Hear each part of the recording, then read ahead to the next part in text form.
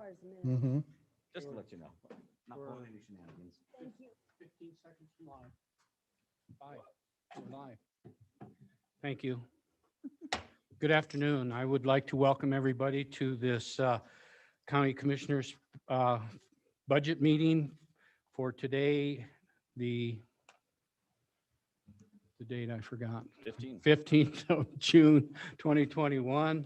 And this is a workshop session for us to continue to work on our fiscal year 2022 budget workshop at 3, and it will start at 3 p.m. So I'll call it to order. We do have a quorum present, but for the most part, I don't know if there'll be any action that'll need to be taken or not. We'll see how we go along. To present and bring us through this session, we have Miss Bonnie Berry, our accountant out of the clerk's office. And Miss Bonnie, welcome. Good afternoon again. Thank you. Also, we have Rob Slaughter here, and as well as some of our department heads. Before we get going, Bonnie, I think at our last workshop, there were a couple areas that commissioners asked you to look at, and I think one of them was Commissioner Smith and Commissioner Lloyd were going to visit with you and take a look and see if there were some things that they saw that might be off kilter. And I use that word because, there may be some things to look at differently for individuals based on what they were thinking. And I think the rest of us as commissioners agreed. Commissioner Shanefield, were you here at the end of that meeting for that? No, she wasn't. So anyhow, just if you got any questions, please interrupt. And then the other thing is there was conversations, I know it even went back to last year with myself, more so than maybe the rest of the commissioners, but you spent some work looking at operations and watched 3, 4, 5-year averages. And at the end of that meeting, our last meeting, I asked you to, hey, take a look at those things and see what your thoughts were and touch base with those people in the core government and show them what you'd found and see what their thoughts were and that type of thing. And I know you went ahead and did that, and I appreciate that. So I know those are 2 bases I'd like you to cover and report on and work with us as commissioners, and then we'll go from there. We'll see how those things turned out. I do want to mention that I do know those numbers were included for this meeting that went out, but I want to remind everybody, they're just numbers included in a form, and they're not approved yet. Right. Very good. So we want to listen to see what people have to say and that type of thing, and then go from there. Okay. Okay. All right. So with that, the floor is yours if you'd like to start out. Okay. As Chairman Wendling said, I did make a recommendation to hold all of the elected official and department head hold all of their budgets to the highest amount. And it wasn't an average. It was actually the highest amount, either projected for this current fiscal year or the highest amount of the last 3 years, whichever of the 4 years was higher. So I did let all of the department heads and elected officials know about that, as you did instruct me to go ahead and move forward in doing that, and let all of them know that they are more than welcome to come in and visit with you at this meeting if they did have any special circumstances to where they could not be held to that amount. So that was what we did. And then also, like you said, Jeff and Roy and I met. We did look at all of the budgets again.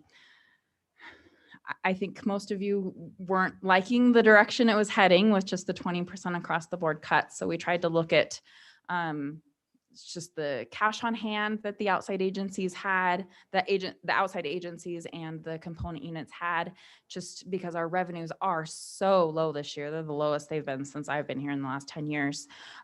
Just to see if maybe we could put a Band-Aid on it for a little bit and not fund some of those agencies that do have excess cash right now, or maybe lower the funding on those that maybe can sustain a little bit of a hit for the time being.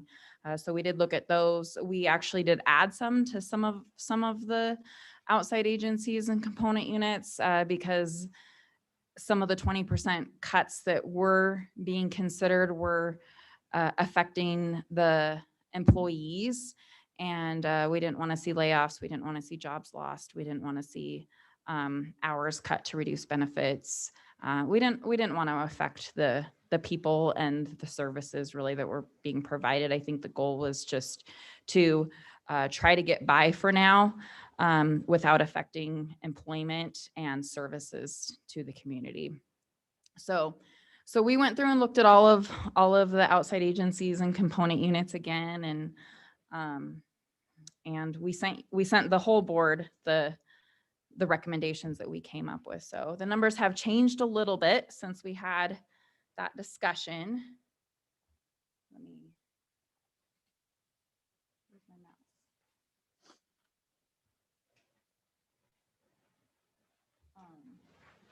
So we do still need to cut a little bit more. I did put all the changes in here. I don't know where my mouse went.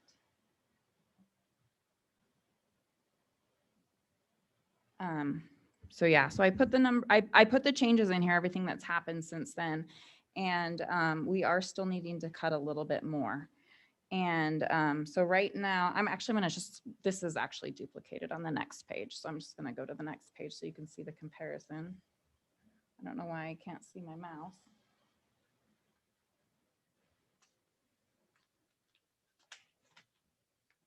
Okay, well, I guess we'll just look at parts of it at a time.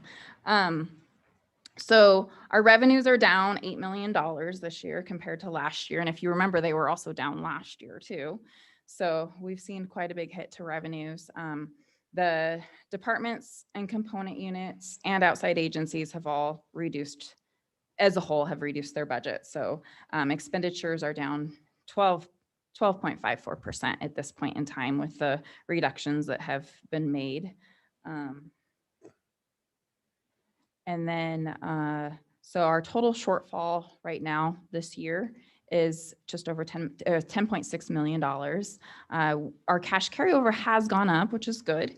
We're now at $4.3 million for the cash carryover, and we are planning on supplementing the revenues with $6.1 million. So a total of over $10 million out of reserves, if you look at cash carryover as part of the reserves. So in order to meet our goal to get down to, well, not down, but to not go below 25 million in the next 3 years, we would need to cut an additional $78,000 out of these budgets. So that's where we stand right now. We can cut that. We don't necessarily have to. I know you're going to be visiting with some people today, and those are people that feel they need to discuss their special circumstances with you. So you may be adding more back into the budgets. But as it stands right now, we do need to cut 78,000. So if we don't cut that this year, that'll be something that we'll be needing to look at in the next few years. If we do cut that 78,000 and we can stay pretty flat the next few years, hopefully, if revenues come in as we project. So that's where we stand right now. So are there any questions on this at this point? Thank you, Bonnie. If you want to think for a moment, Rob, do you have anything you want to add to this part? No, I think I can do it Okay. when I speak. All right, very good. Some of this, but I think I will. All right, so let's just work with Bonnie right now, if that's fine. If you're okay with it. Okay, you okay with that, Bonnie? Mhm. All right, commissioners, questions for Bonnie? Did you have fun? No, One question. especially notifying people. So this is reflective of the work after we met. Yes, there were a couple of changes that the things that I didn't implement that I had recommended, that we did recommend, were we recommended cutting $200,000 out of the sheriff's budget because they use that impact tax money. Well, I didn't realize that they had actually already reduced their overtime. It's all overtime that they charge to that. So they had actually already reduced their overtime for that amount. So I couldn't take out that 200,000. And then another one of my recommendations was to move the Parks and Rec money, because we have a Parks and Rec fund, to move the capital out of there and into the Parks and Rec fund. Well, that fund balance has gone down since then. So we couldn't move all the capital over. If you choose to, we could probably still move a little bit of it over. But when I looked at it before, there was almost enough in there to move all of the capital over, but it's gone down. So at this point, I haven't moved any of it over because stuff has been expended this year. So those are the two things that we had in there that I did not put in there. So. Other questions, commissioners?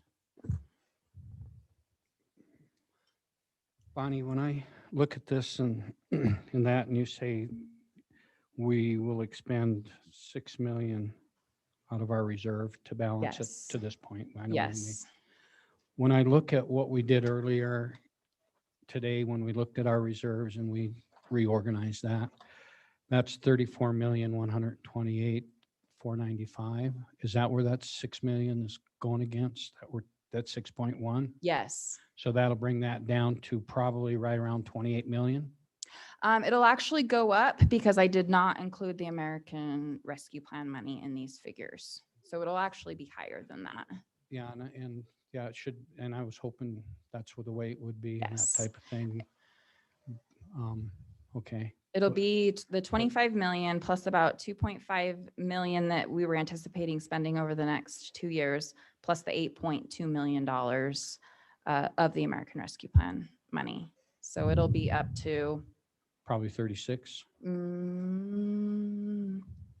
25, If you take, if you take 35, 6, 35 and a half. 8, 6 from the 33, 34, 34, 28, 35, plus- 35 and a half. Yeah, 30, right around 36. Okay. What do you think, commissioners? Guess, Well, the key though, that is we, we still have to work and be somewhat, very much cognizant that we still have a huge gap we got to take care of for our next budget. And of course, that's phase 2 of what you and Rob shared about getting to a flat budget in 2 to 3 years. Is that correct? Mhm. Okay, very good. Thank you for sharing that. Appreciate it. Mr. Chairman, Commissioner Lloyd? yeah, can I make a comment? When we worked on this, one of the concerns I shared was I really felt like, especially when we started looking at specifically using the reserves from organizations, and I kind of feel it's a short-term fix. And unless we're not willing to put into a long-term plan, I don't think going that way is the best way because of the fact that you look at an organization like STAR that will present to us today, we're cutting them to zero because they have so much in reserves and they could take that for 3 years.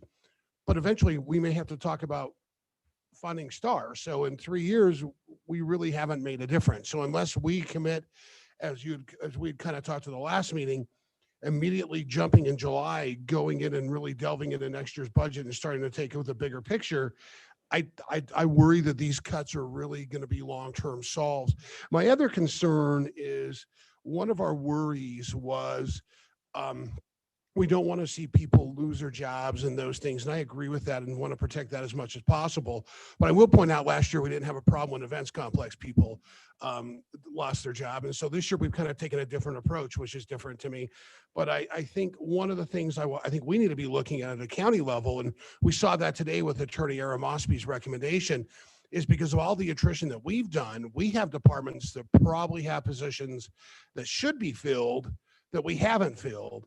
And those are positions that, maybe people aren't losing their jobs, but could be deterring to providing good core service from the county. And then as we took some of these other cuts that I've seen out of the county, I kind of feel like every one of our county employees have been good stewards of our money, where I'll be honest, I feel like we're getting pushed back by outside entities that aren't willing to play as much as part of the team. And that's been a struggle for me as we find that balance. And I think one of the questions we have to answer as a commission is, what are our priorities? And what are we going to focus on core than everyone else? Are we going to put some level of outside entities ahead of the others?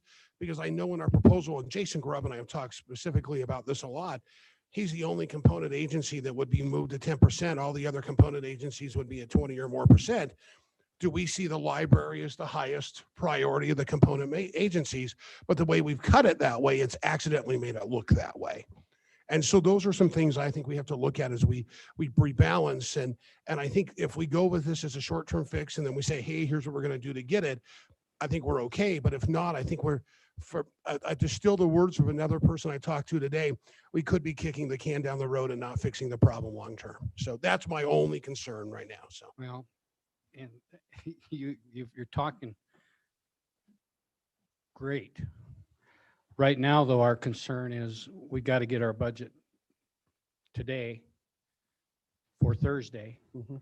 Then I think what we need to do is come back in July and talk about as we move forward.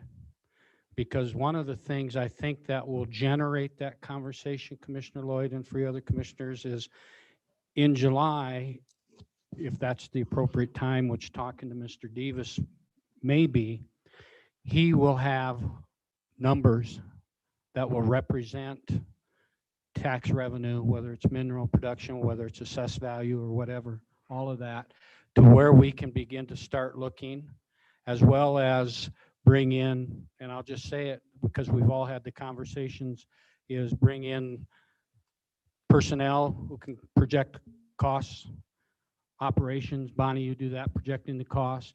Okay, we know what our revenues are. We know what our personnel is. We pretty well can predict that. It's pretty consistent. We also know what our operations are because, Bonnie's demonstrated a real good handle on that through this process last 2 years. So the only thing we have left to do is, once we know what our revenues are and we know those two components, we'll know how much money we have to spend on capital or outside agencies and component units. And then that's going to trigger that conversation, Commissioner Lloyd, for us to start looking at prioritizing, start looking at what are the things we need to get in place so that we are starting on this budget as a year-round process, if you as commissioners support that, rather than a process that we start sometime after the first of the year and we get edged up. There's nothing wrong with what Bonnie's process for filling papers and stuff out. I think we pretty well see how that works, and it's okay, and it works with everything we're doing. The thing that's not working is what do we want to do as a commission as a whole and what our priorities are based on the knowns. And that is personnel, operations, minus what revenue has come in, what's left for outside agency, component units, and capital. And then by statute first, what's the priority? And second, then what are our priorities? I am a little worried, as you are, but it's kind of got like going through the grieving process. Just a minute, Rob. It's kind of like going through the grieving process. The very last step in the 5-step process is acceptance. At some point in time, there has to be an acceptance that there is no other way to go. And then what are the things we need to put in place through HR that will support us in meeting a balanced budget? I only want to say this. Up until now, we've been in a position where I campaigned on a balanced budget 6 years, 7 years ago.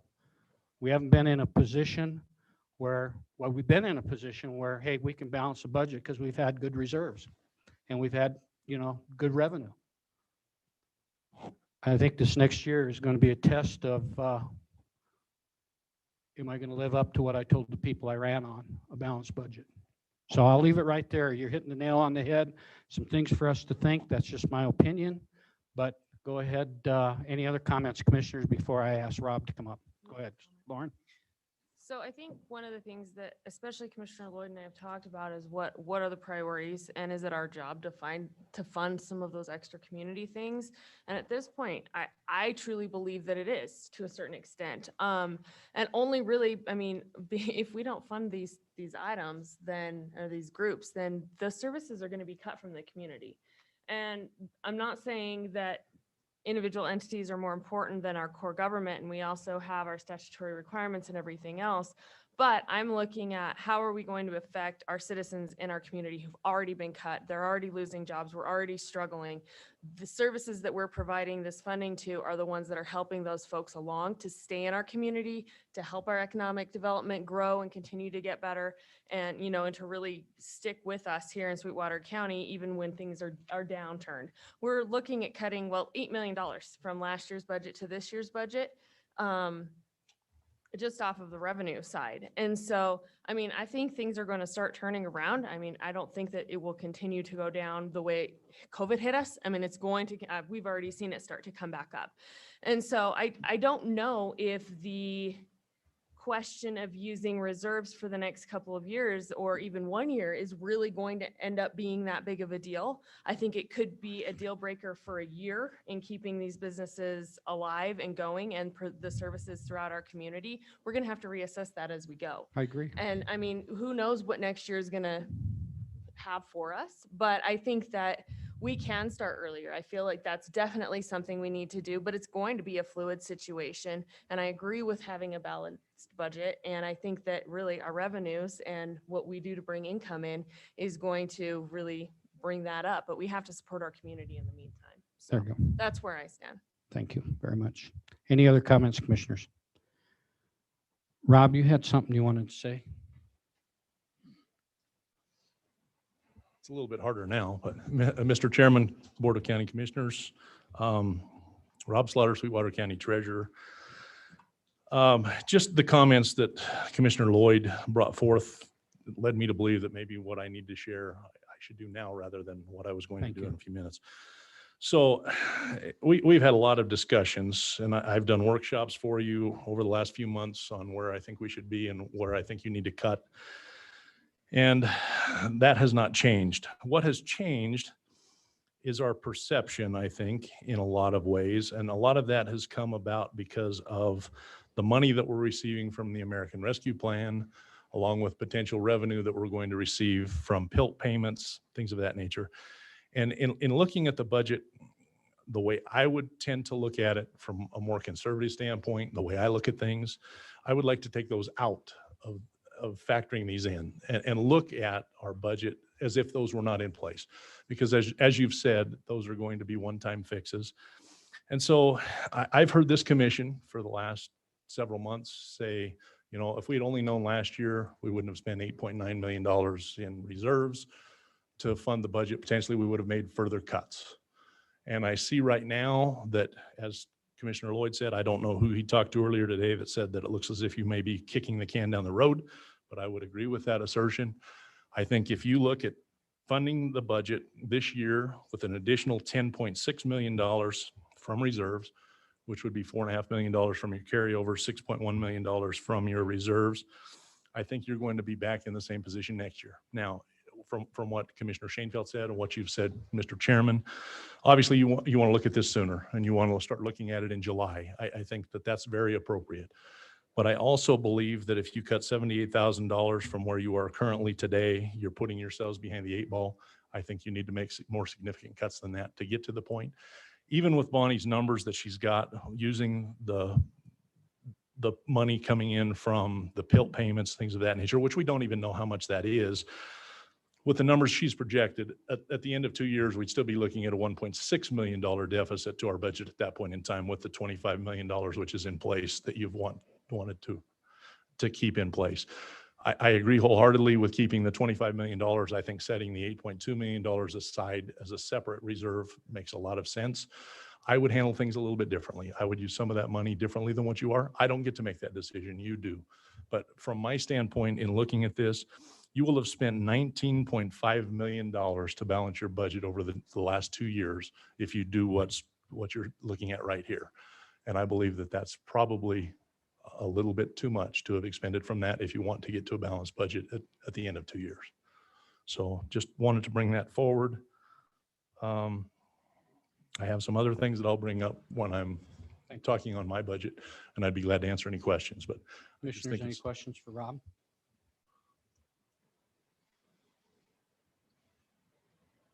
thank you. Okay, Bonnie. Thank you. We're already running behind schedule, so let's start into the meetings that we have. And first is Gary with HR, Risk Management, and Veteran Services. Thank you. Good afternoon, Mr. McLean. Thank you, sports fans. Looks like a fun afternoon for everybody. I appreciate all the work that's been done, and I think everybody recognizes the challenges that are in front of us, and everybody trying to contribute in their own way on the problem. Just a couple areas that I'd like the board to consider relative to some of the cuts that were made and obviously some changes that have occurred that I'd like the board to consider. None of us has to approve the budget or live with the consequences entirely of that, certainly not politically. So we respect what you're doing. Just want to make sure that we understand some of the consequences. So I'm going to address about 3 or 4 areas that I would ask the board to consider some different amounts. And the first one is with respect to education and training. As you know, I have a new employee on board and lived with some time without an employee in that role. Obviously, the very first things that are cut in terms of those are training. HR is not a real good area, especially in the current environment, not to have that in. So the scheduled training that we did, which is by person, was probably more like $10,000. I cut that to 8, and what we have in here is 1,500. We prioritize that training from 1, 2s, and 3s. $1,500 for where we're at, especially when a basically brand new employee creates a lot of risk and liability. We get a fair amount of training on the health insurance side that we can get through Diversified and a little bit through that. But with the changes that we've seen over the last year from COVID, ADA, FMLA, and a number of other areas, that's really difficult to do. Obviously, I would like to see 8,000. I cut that from 10, but I would like the board to look at that. I think 1,500 is almost nothing.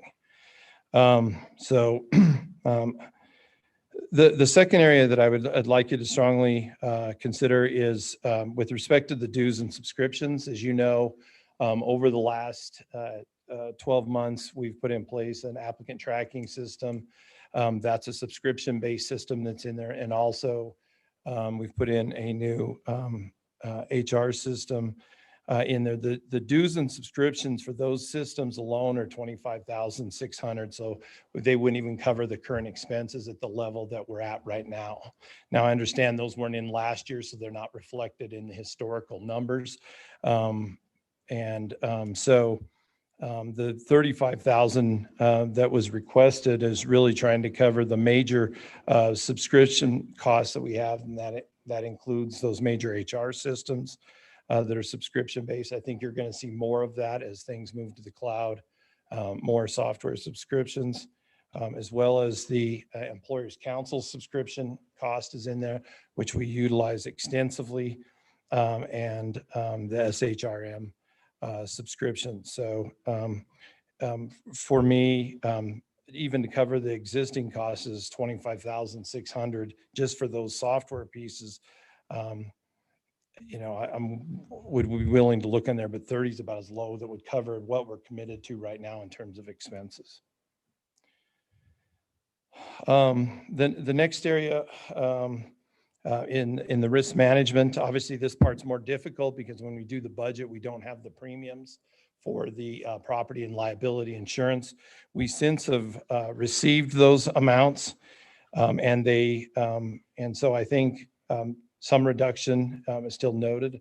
The property insurance premiums were expected to be significantly higher. As you know, we're on a replacement cost basis for all of our buildings. All of you have heard today from Gene and others the crazy circumstance for building materials, which has driven up those.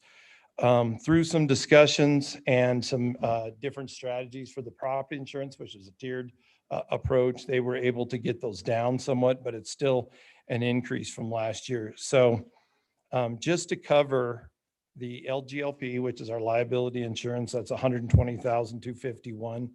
Warm, which is the known property insurance premium, is $347,100. The Wyoming mine subsidence insurance is $1,650. So those are our locations like the downtown library and the HHS building. For subsidence insurance is $1,650. We also have Lust insurance, which is the underground storage tank program for the building down the street. Just those alone are just under $470,000. And then out of that also comes the cost to pay claims for damages and premium deductible payments for the health insurance. For the last 5 years, we've paid on average about 72,000 for those amounts.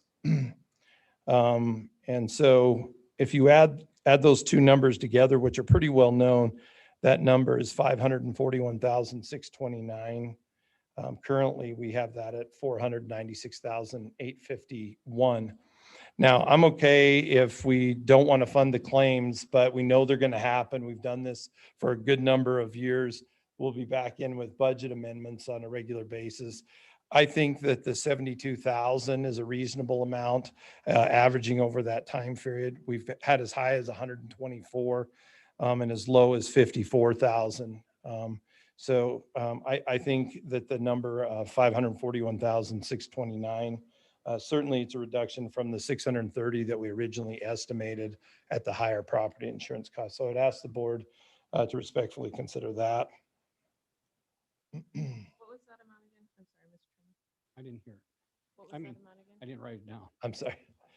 So the total that I would request for the insurance, risk management insurance is 541,630.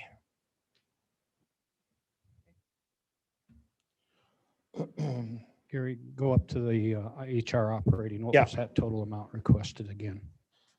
So the two areas that I wanted to discuss Yeah. was education and training, 1,500. Okay. I cut that from 10 to 8. I would live with whatever, but obviously this And is. What was, Jan, what was your amount for dues that you're Oh, requesting? I'm sorry. So 25,600 just covers the software, and I'm requesting at least 30,000 for the So, total 30, dues and subscription. Yes, 38, 30,000. 30,000 total between the two of them, That's or 38,000 between training and dues? between the two of them, then it would be. Are you looking at the increase or the total amount? What you're requesting? Okay, so Versus what I'm what was that? requesting first for travel and training is the 8,000 that I originally requested, and 30,000. So 38. Yeah, that's correct. Okay, very good, thank you.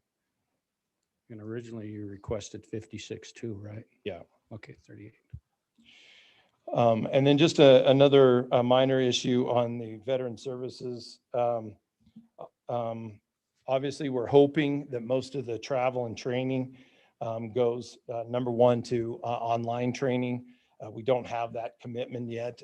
The service organizations are not the most progressive organizations on the planet. We did not do hardly any training last year for them because of COVID.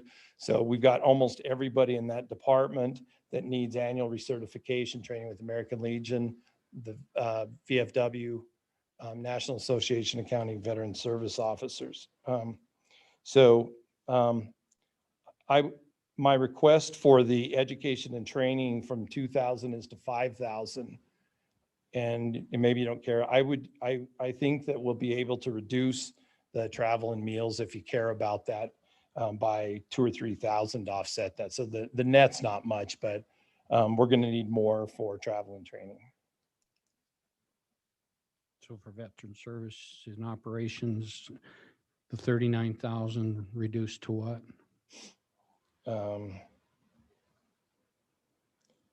The veteran service travels and meals to 8,000. I can lower that. Okay, Okay, that's, if you look at the historical data, that's based on us going to those locations. okay. We're going to be able to do some of that online, I'm sure. But on the travel and, or the training costs, we're doing those all at one time. So I'm requesting to increase that from 2,000 to 5,000. All righty, very good. Now, if I'm not mistaken, that's a shared cost amount. We will get reimbursed for some of that. Yeah, for obviously, as we From discussed the this other morning. counties. Yeah, that's correct. Okay. Yeah. If you put those in thirds, that's roughly, That's what- our share is 1/3 of that. The rest we'll get back from those entities. Thank you. Commissioners, any questions? Did you get to that amount? Everybody? Any questions for Gary? That's all I had. Thank Mr. you Chairman. very much. Appreciate it, Gary.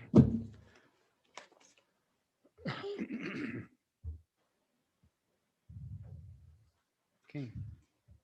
Rob, County Treasurers. Mr. Chairman, County Commissioners, once again, Rob Slaughter, Sweetwater County Treasurer. Try not to take too much of your time as you're just a little bit behind. As you know, I've been here a long time. I have tried to be extremely frugal within my budget. I think I have done that. I'm still sitting at the same desk that my predecessor had 33 years ago. My office paint is still the same as it was then. I put my own curtains up, things of that nature. We don't use any capital. So when Bonnie talked to me about the fact that you'd talked to her about potentially cutting our operating, I was a little bit taken aback. Once again, I'll just read you my last paragraph of my budget narrative that I shared with Commissioner Tolman when she came to visit with me. The employee-related costs in the county treasurer's office account for 91% of my departmental budget. Non-employee requests are 9% of the total budget. Of the $986,582 requested in the treasurer's office 2022 budget, $14,000 or 1.4% would be considered discretionary. In looking at these operating budgets, some of the changes that Bonnie made, I don't have any issue with. But I do think that there are a couple that we need to address, especially with a new treasurer coming in. Either they will be coming in for budget amendments, or I think this would have to be approved. So as far as the repairs and maintenance, Bonnie had decreased my request from $500 to $400. I have no problem with that. No problem with the treasurer insurance, no problem with the telephone. I do believe that our advertising, I had requested $13,500 for this year. We're required by statute to advertise all of the delinquent properties in the county. We are doing that. We will start doing that next week. We are going to have more of those than what we've had in the past. We will have more certificates of purchase that we will have to advertise this year. I don't know how many there will be, but there will be more. And so I think to decrease that from my request of $15,000 to $13,500 would possibly be a mistake. Travel and meals, Bonnie, I had requested $2,500. I think it's going to be imperative that the new treasurer travels to Waco, to the County Treasurers Association meetings and things of that, which I have not done in some of the cases recently. So I had requested $2,500. She had cut it to $1,600. I think once again, the $2,500 would be more realistic in that situation. I do believe we have not used anything for education and training in the past, so I did not have a line item for that. It might be appropriate with a new treasurer coming in to allocate something for that. Or once again, you can certainly do a budget amendment to address that when you have someone in place. The bigger issues come with respect to our operating supplies. The operating supplies are those tax notices that I pay for to send the tax notices out to our constituents. And all of the supplies that we need to bill those taxes. So to decrease that from my request of $10,000 to $6,000, I think once again would probably generate a high likelihood that there would be a need for a budget amendment later on. And then operating supplies, I had requested $12,000. Bonnie had cut it down to an average of $9,084. That's the one discretionary area of my office that we use to buy calculators, toner, things of that nature that we need.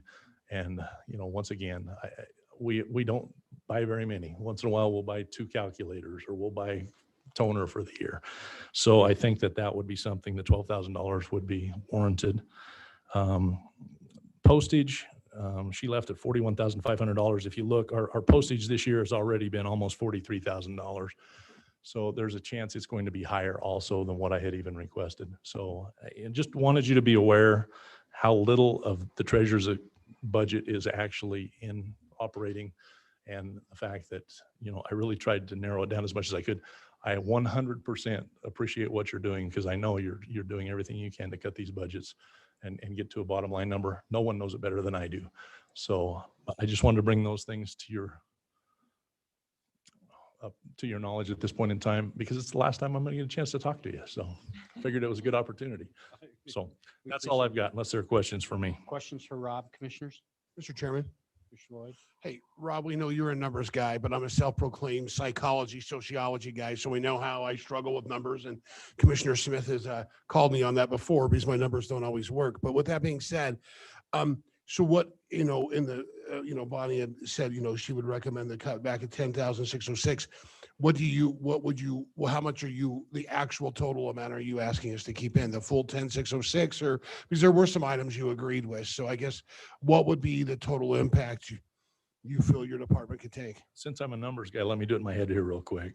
Okay. Give me just a And I'll moment. tell you they're wrong. No, just- It might be. Um,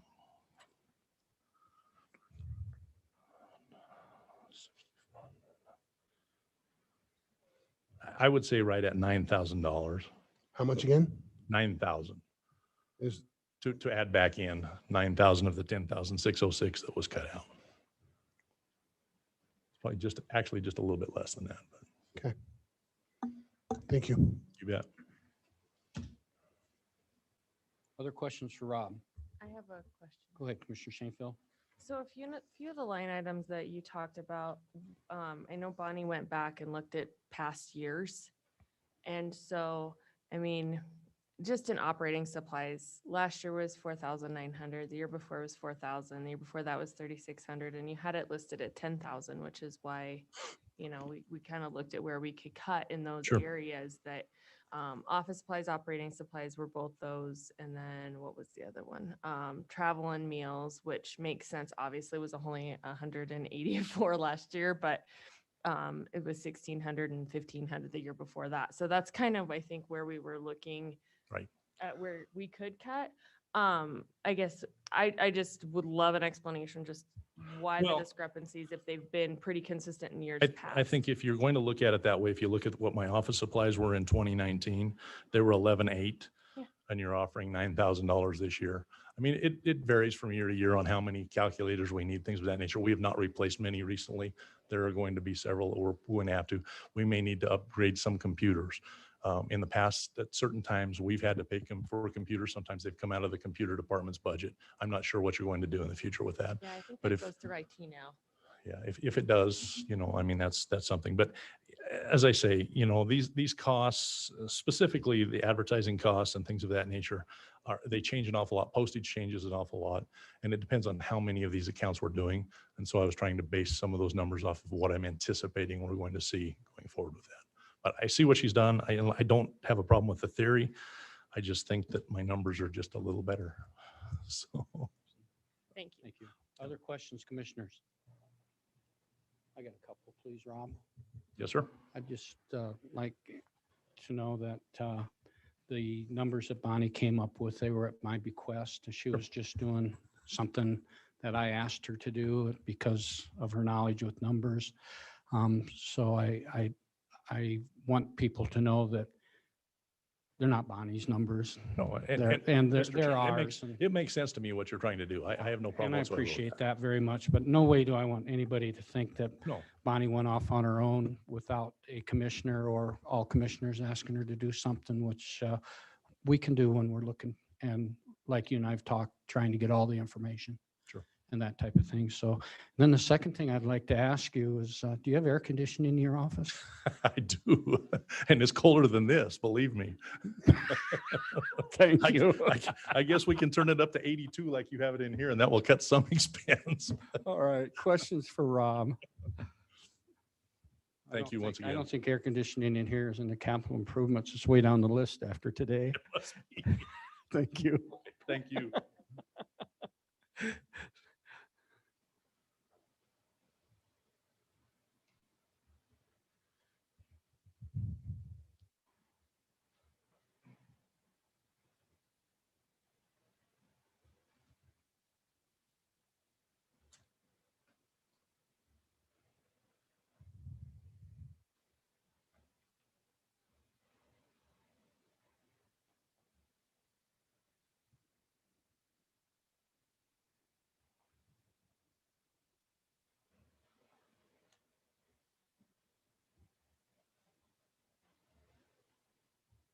Thank you, Sally. Okay. Next up, I believe, facilities. Welcome, Mr. Legursky.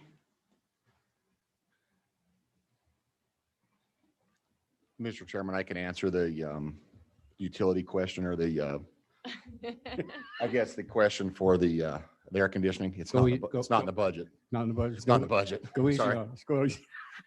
sorry. We cut that. Okay. I deserve that. Yeah, you Thank do. So I appreciate you guys letting me talk in front of you guys.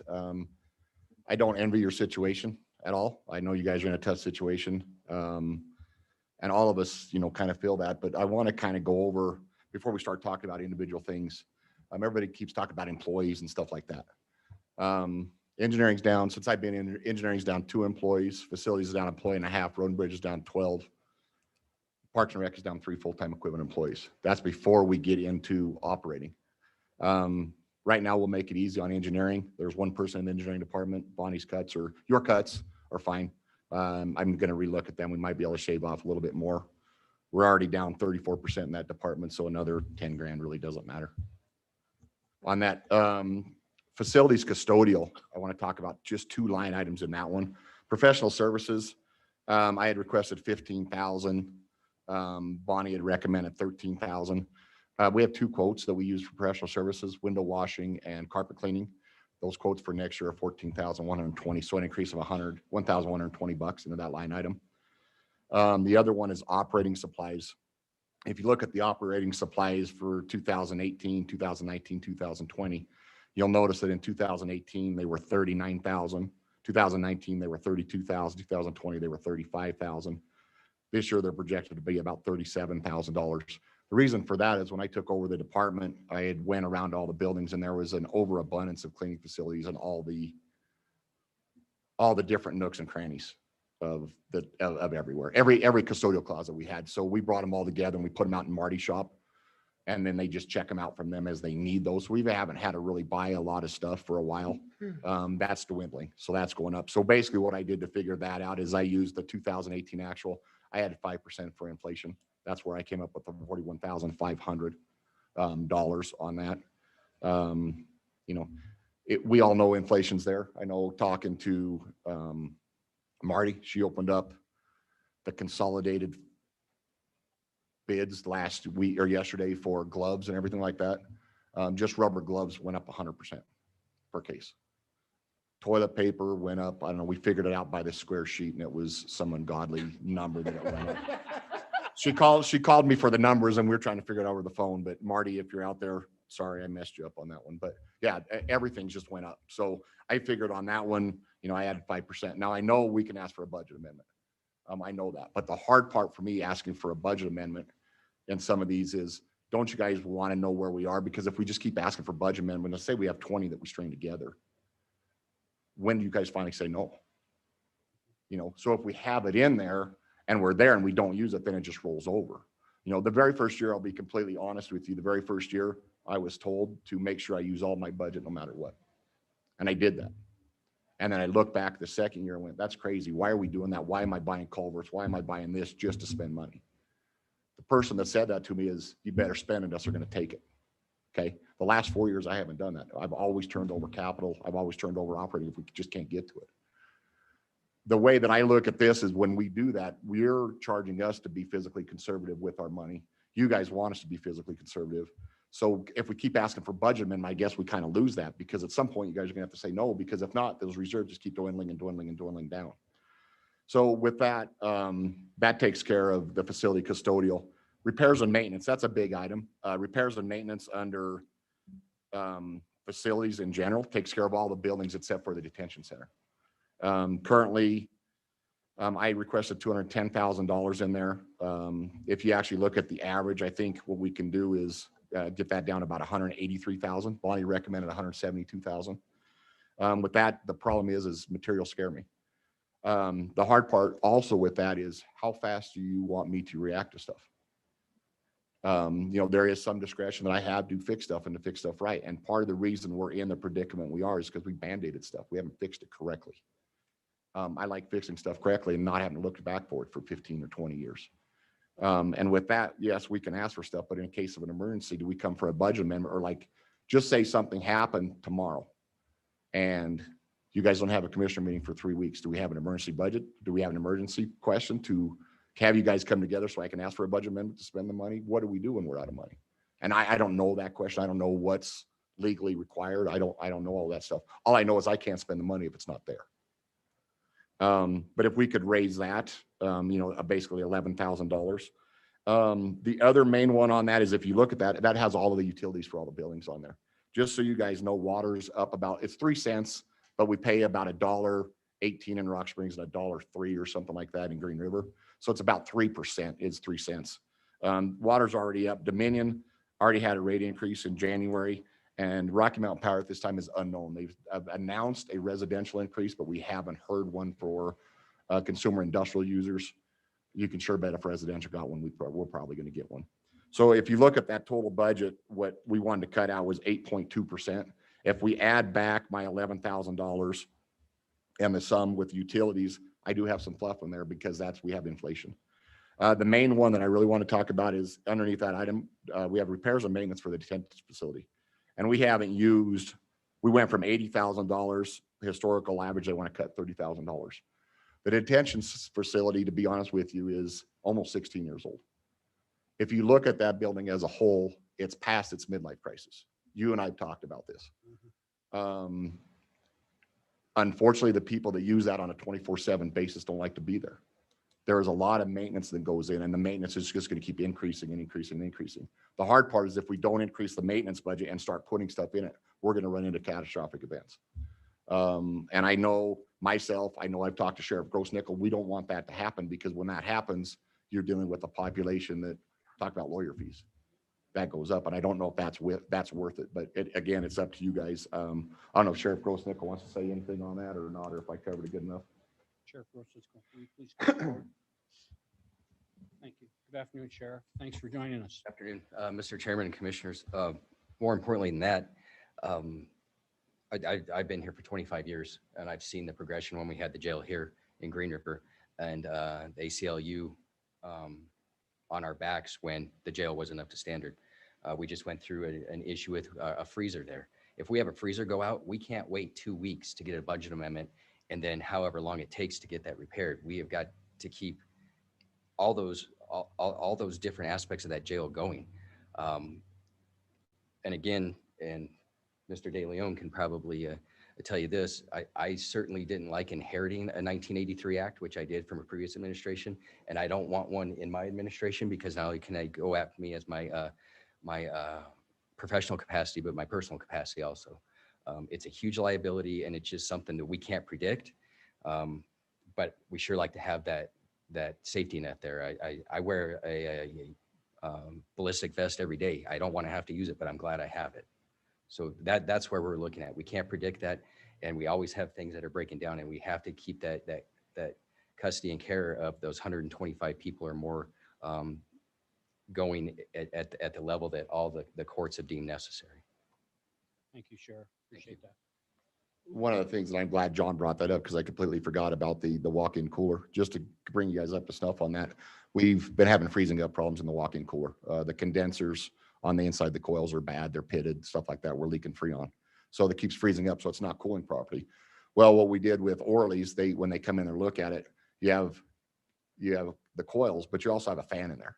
Well, how long does a fan have left? They're both at the same time. So why are we looking at the coils? Or are we going to, have to replace the fan in a year? That's the kind of stuff that I need some flexibility. Why not replace all of it? Then we don't have to worry about it for another 15 years. That's where the flexibility comes into play. And when you're looking at, like I said, a 15-year-old building, it's a midlife crisis. You don't know, what's going to go on. So with those, that's where we're at. The hard part about this is I know all these wrap into one, and Bonnie and I've talked, probably I've driven her crazy on speaking with these. And I know they all wrap into one, but when I've cut the utilities down and everything like that, there's no fluff in there to cover stuff like this. And with the other ones, cutting them down to basically zero, there's no way to roll stuff into something else without asking for a budget amendment. Parks and Rec, the main thing there is our utility services. That was cut $15,000, $150,000. If you guys remember, especially Commissioner Smith and Commissioner Lloyd, when we talked about this, porta potties went up $25,000 this year. That just, they did. I don't know, everybody's blaming it on COVID, but I don't know. It's just so you guys know, we have to have at least one ADA restroom at all times at all facilities that we have. I mean, we usually have a standard restroom. Some of them we have, like a bicentennial, we have 5. It's just because that one gets so used and abused this time of the year. If 5's sometimes not enough, they have to clean them on a Friday and then they have to clean them again on a Monday. You know, we have to pay 2 service charges just because it's a pit stop for everybody. With that being said, if that goes back in there, we need to raise that up just to cover what we know is going to come down. We've searched long and hard. Chris and I've tried to convince other people to come into the market for the porta potties. We've tried to talk to the guy from Pinedale to come down. We've tried to talk to other vendors to come down. We're at the mercy of who we have. We finally did, if you guys remember, a couple months ago, sign a long-term contract with them over a year that will do it. But at least our prices are solid for a year. They can't fluctuate like they did in COVID, where we were paying $140 to $350 a month, depending on what they felt like charging us, because we didn't have a contract with them. Now we have a contract, but I know for a fact that it's going to be $25,000. An ADA restroom to clean 1 time a week for 4 weeks costs $500 for a month. So that's where we're at. It's just, it's a cost of doing business, it's a cost of doing the parks. The hard part with the parks for me, and I don't know if this was so much for Bonnie, is we only really had 2 years worth of data.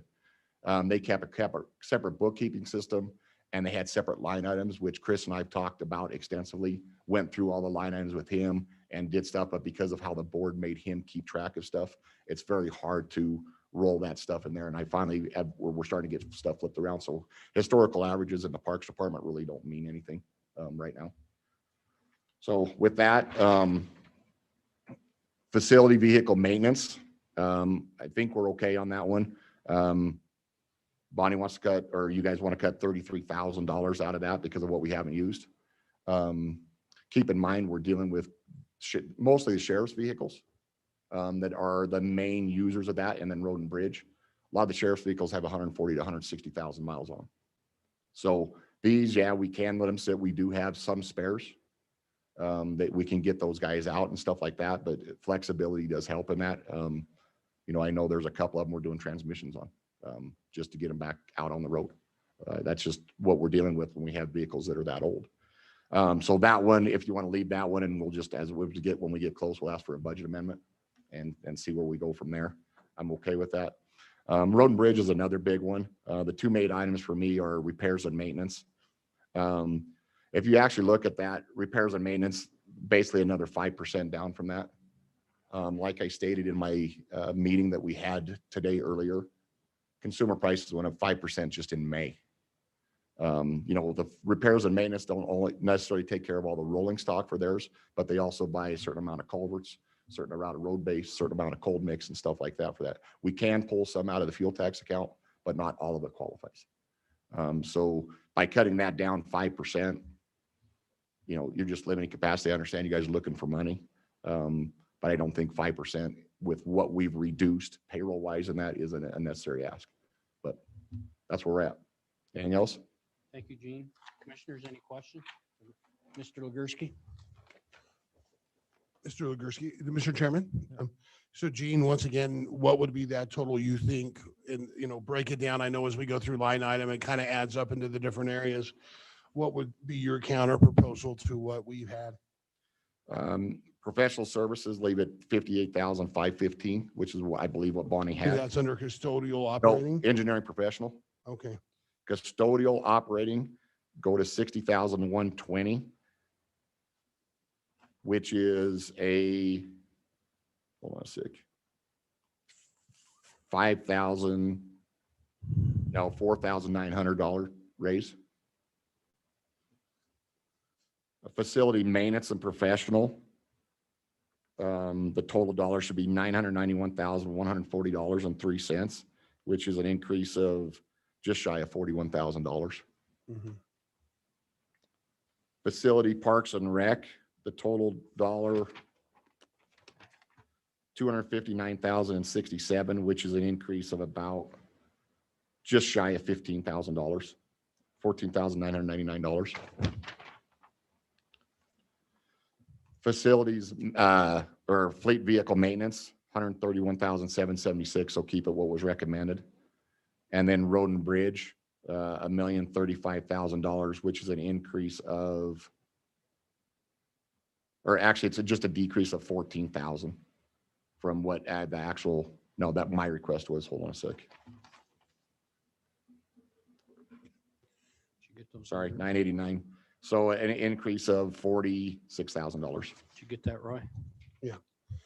And then I guess the one thing too, and I think two more comments and questions is one of the things that we have heard you talk about in throughout this concept is just the increasing cost of construction and costs of maintenance just because of part cost and those things are increasing. And I guess the other thing I kind of want to comment on is the budget amendments and received something from Marty too. And it's okay, I think knowing we're asking folks to make cuts, we have to be open to budget amendments. But if we end up giving a ton of budget amendments throughout the year, did we really make any necessary cuts to where, or changes to where we need to get if we're going to just amount up those budget amounts is just one concern I have. So that would be all I have, Gene. So. Thank you, Commissioner. Other questions, commissioners? All right. Okay, thank you. Gene. Commissioners, that for this part takes care of the core government or departments. Do you want to talk and decide with the county departments that have presented and then move on with outside agencies, or do you want to do them all and then do them all at the end? Mr. Chairman, Commissioner Smith? I don't know that I have a opinion on that. I don't necessarily need the delineation between the two. What I do see in hearing all of these, it's a common theme, and they all make excellent points. And so, in my mind, what I'm coming down to is our options are going to be, leave the cuts as they are and require budget amendments as necessary, or we're going to need to approve their requests to put back in and spend some, American Rescue Plan money or some other monies that we have coming in. I mean, I think we have tools. We've been given tools to help fix this budget problem that we're in, and I feel like we probably need to use all those tools that we have. And so I understand that's only short term, it's one-time money, but we're hoping this is a one-time problem with the COVID decrease that we've had in our revenue. So to me, like I say, it comes down to, I don't know. I don't know how you tell Gene yes and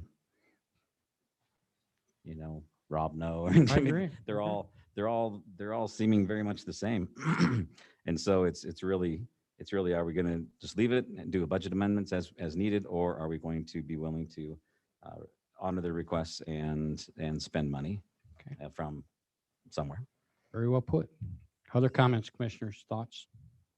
Yeah, I mean, I think we're hearing from our department heads that they have been utilizing everything they could. I mean, Gene just said he utilized all the extra stuff and now he needs $5,000 more in a line item that I don't want to get there. This is, you know what I mean? I mean, I think clearly we are there right now, but I think that Commissioner Smith's point is very well taken, that it's either one way or the other. Agreed? Yeah. Any other comments, commissioners? Commissioner Lloyd, Commissioner Tolman, either one of you? I tend to agree with Commissioner Smith. I know we're trying to balance the budget, but we do have that 8 million from the COVID relief money. I don't know. Very good. We are kicking the can down the road, I know. Well, I think we've made a lot of progress in the manner in which we do this and the way that we're looking at things. It's a big problem that wasn't created in 1 year, and I think it's unrealistic to figure that we're going to solve it in 1 year as well. But I think we have started down the right path, and we're all, I feel like, of enough of the same mind that we want to resolve this in years to come, and that we're committed to making that work happen. And so I don't think we can cut away $18 million this year. That's not realistic, I don't think. And so, again, I think we have to just decide what we want to do with one way or the other.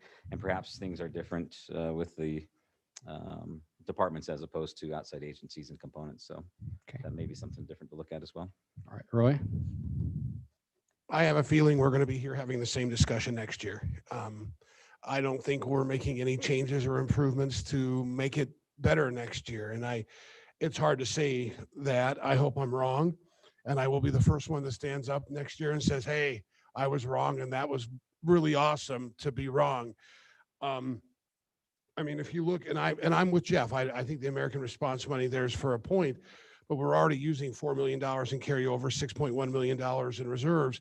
So if we use the AMR, I mean, we're going to be using over 11, $12 million in reserves that cover a budget that was bad last year, and we knew it, and we said, hey, it's going to be bad next year. I really feel the longer we put off making hard decisions, the worse it's going to be. And I mean, I'm going to be honest. There are nights I don't sleep because of this budget. I will probably, as far as the agenda went this time, I was probably the least prepared I've ever been for this for a commission agenda. Thank golly, it was mostly board appointments because it was a very easy agenda. Because I'm up 2 or 3 hours a night looking at the budget, and I'm afraid we're going to be back in the same spot next year, and that's my fear. So, but I do think the majority is looking a different direction, and I'm willing to work with the commission as a whole. And but I also feel like we're being uber critical to our own agencies, but yet making small and reducing cuts for outside agencies when we haven't discussed the importance. I mean, I'm a huge library guy, and Jason and I talk all the time. But in a way, some of our proposals, even when we start to look at it, we're putting books even in front of human service agencies that provide meals. I mean, where's our level of importance and where's our structure in that? And those are things I think we've missed in the big picture, but I don't think those are things we can solve between now and having a budget put together next Thursday. So I think those are things we have to address in the first 3 months. And I do agree, starting earlier, there were a few of us commissioners that last year, when we talked about the budget process last year, that said, we need to start earlier. We need to start earlier. And we did start earlier this year than we ever have. But I don't think we started near enough to get to that point. So there's where I'm at. Mr. Lloyd, just a reminder, the budget hearing is this Thursday. not Yes, next Thursday. I know. Trust me, and that's what I said. I mean, we may be painted in a corner at this point. Well, I kind of have to agree, and I think what everybody's saying is right on. And I also visualize this as, hey, we went through a process to look at things. We've done that.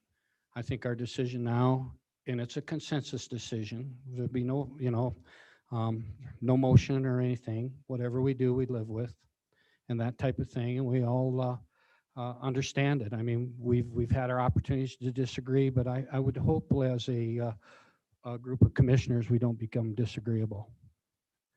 So with that, I'm sensing that we have two options. I agree with Commissioner Smith. We either look at the recommended recommendations, or we say, hey, wait a minute, for these that have come forward, they've done a good job presenting their cases, reinstate them to the amounts they wanted. And then from that standpoint, of course, Bonnie, she fully realizes my next comment is, instead of looking for 78,000, we might be looking for 278,000. Am I right, Bonnie, or more? Probably. So commissioners, that's where we're at. And so one or the other, what do you, I mean, yeah, we're figuring it out, and we're figuring out that, yeah, there are some things. Everybody's right. Everything everybody said is right. I can't disagree with any of it. But I'm good on that now. Yeah, I'm ready for, I think we take a look at just where we at. We drew the line, we did our, and then we go to our outside agency and component units, but let's take care of that one first. I would like to see us decide that. But if you as a group say, hey, let's wait and do it all at the end, then let's do it at the end. And then come up with deciding that option. I just threw it out there for a break. Every one of you get to, We'll just go on just so they you don't. want to hear them, and then we do it at the end? Don't have to wait is what I'm thinking. All right, everybody, that's So one. pleasant in here. What's not to want to wait around for? This is Yeah. great. I know it. So go on or wait, or decide this one. Let's go on. Let's go on. Roy? I'm okay with that. Okay, very up next, climb. Welcome, Brittany. Please introduce yourself. Mr. Chairman, Commissioners, I'm Brittany Gray. I'm the Program Director for Climb Wyoming here in Sweetwater County. So thank you for having us be able to come to the table as a partner and just think through this together about what this means for budget. I do not envy the position that you're in. Many hard decisions. You're in the hot seat. Feels like the hot seat back there as well, but not quite as probably hot as where you're sitting. But yeah, just thank you again for the opportunity to come present, as well as recently you allocated the TANF CPI funding for Climb, which was wonderful. So thank you for that. So I just, for those of you that might be a little newer to the commission or to Climb or the process, how this works, I just have a responsibility to come and advocate for this and help you understand some historical context and why I'm coming to you with a plea for county funding when we have received TANF funding. So TANF, the CPI funding, are federal dollars that they're unpredictable. They put our program at risk if we're putting all of our eggs in that basket. And we are committed to diversifying our funding. In 2014, we had to close the program here in Sweetwater County. So Climb Wyoming is throughout the state, and we had such a dip in federal funding. The decision came down, which was gut-wrenching, to close the program here because there was no support from the county or the cities. Whereas in the other communities, that support was really prevalent, and that just wasn't here. So it was heartbreaking, but we did our due diligence to come back strong, diversify our funding, wanting to make sure that we had more legs under the stool so we could not just come and go and really provide these essential needs that people in our community are experiencing. Getting people back to work helps break the cycle of generational poverty. It's getting people helping pay in the tax bracket, getting, meeting workforce needs. We went through a pandemic and we hosted a medical training to help fill that need for CNA support. We just finished a CDL truck driving program, and all of our women are going to work, have had offers. So the need is there. And on the other side too, we on average have roughly 40 to 80 women come and apply for our program. So we also work with the candidates who come into the program. If they're not maybe the job fit, maybe a medical training isn't the fit for them, we want to continue to work with them in a way that's meaningful, connecting them to resources, et cetera. So the other thing that I want to explain too is with county funding, we are able to leverage those dollars and match them. We have a partnership to do that, as well as the county buy-in, having that relationship and having the county support us as a partner helps not just our funding structure, but our relationships with employers, our relationships with other donors, that if they see the county and cities coming to the table to support, they are more likely to get on board as well. So I'm not trying to sound melodramatic about this or anything, but the reality of the closure is so important. It's my responsibility to name that with you, because as you can see, last year was the first time that we did receive county funding. And I know this decision is incredibly difficult, but we really do not want to get into that position again to where that decision has to be made. We're not at risk at that. And again, understand that this budget is incredibly difficult. So I wanted to come to the table and ask, what information do you need? Like, how can I help be a thinking partner in this? And I don't know, I think thinking creatively, maybe it's not fully funding the request, but something to show, prioritize that support that we have, and that we know that we serve the most vulnerable population and the most expensive population. So I just wanted to pause there and see if you have questions or any other information that I could say to be helpful. Thank you, Mrs. Gray. Commissioners, any questions for Brittany? We hear nothing but good about your program. Thank you. So I have to tell you that. Thanks. Thank you. Other questions? Yeah, Mr. Chairman, Commissioner Floyd? and Brittany, before I make comments, you know, I'm a huge supporter of your program, have had many client people work for me and have been honored with that for years. Have even done mock interviews back in the day with some other directors. But I guess one of the reasons I know when we looked at that request going from 35 to 0, and I understand the TANF concern was, I think the TANF did go up, what, about $15,000 or $20,000 this year? Mhm. Okay. Yep. That was just Yeah. making sure I was right on that number. So. Yep, you are. And again, like that is, again, thank you for allocating that. The other side of this coin is the commitment and that partnership with the county. And so I don't want these decisions to happen without like the accumulation of these decisions, if they're made after year after year after year and not having that support. That's what put us at risk in 2014.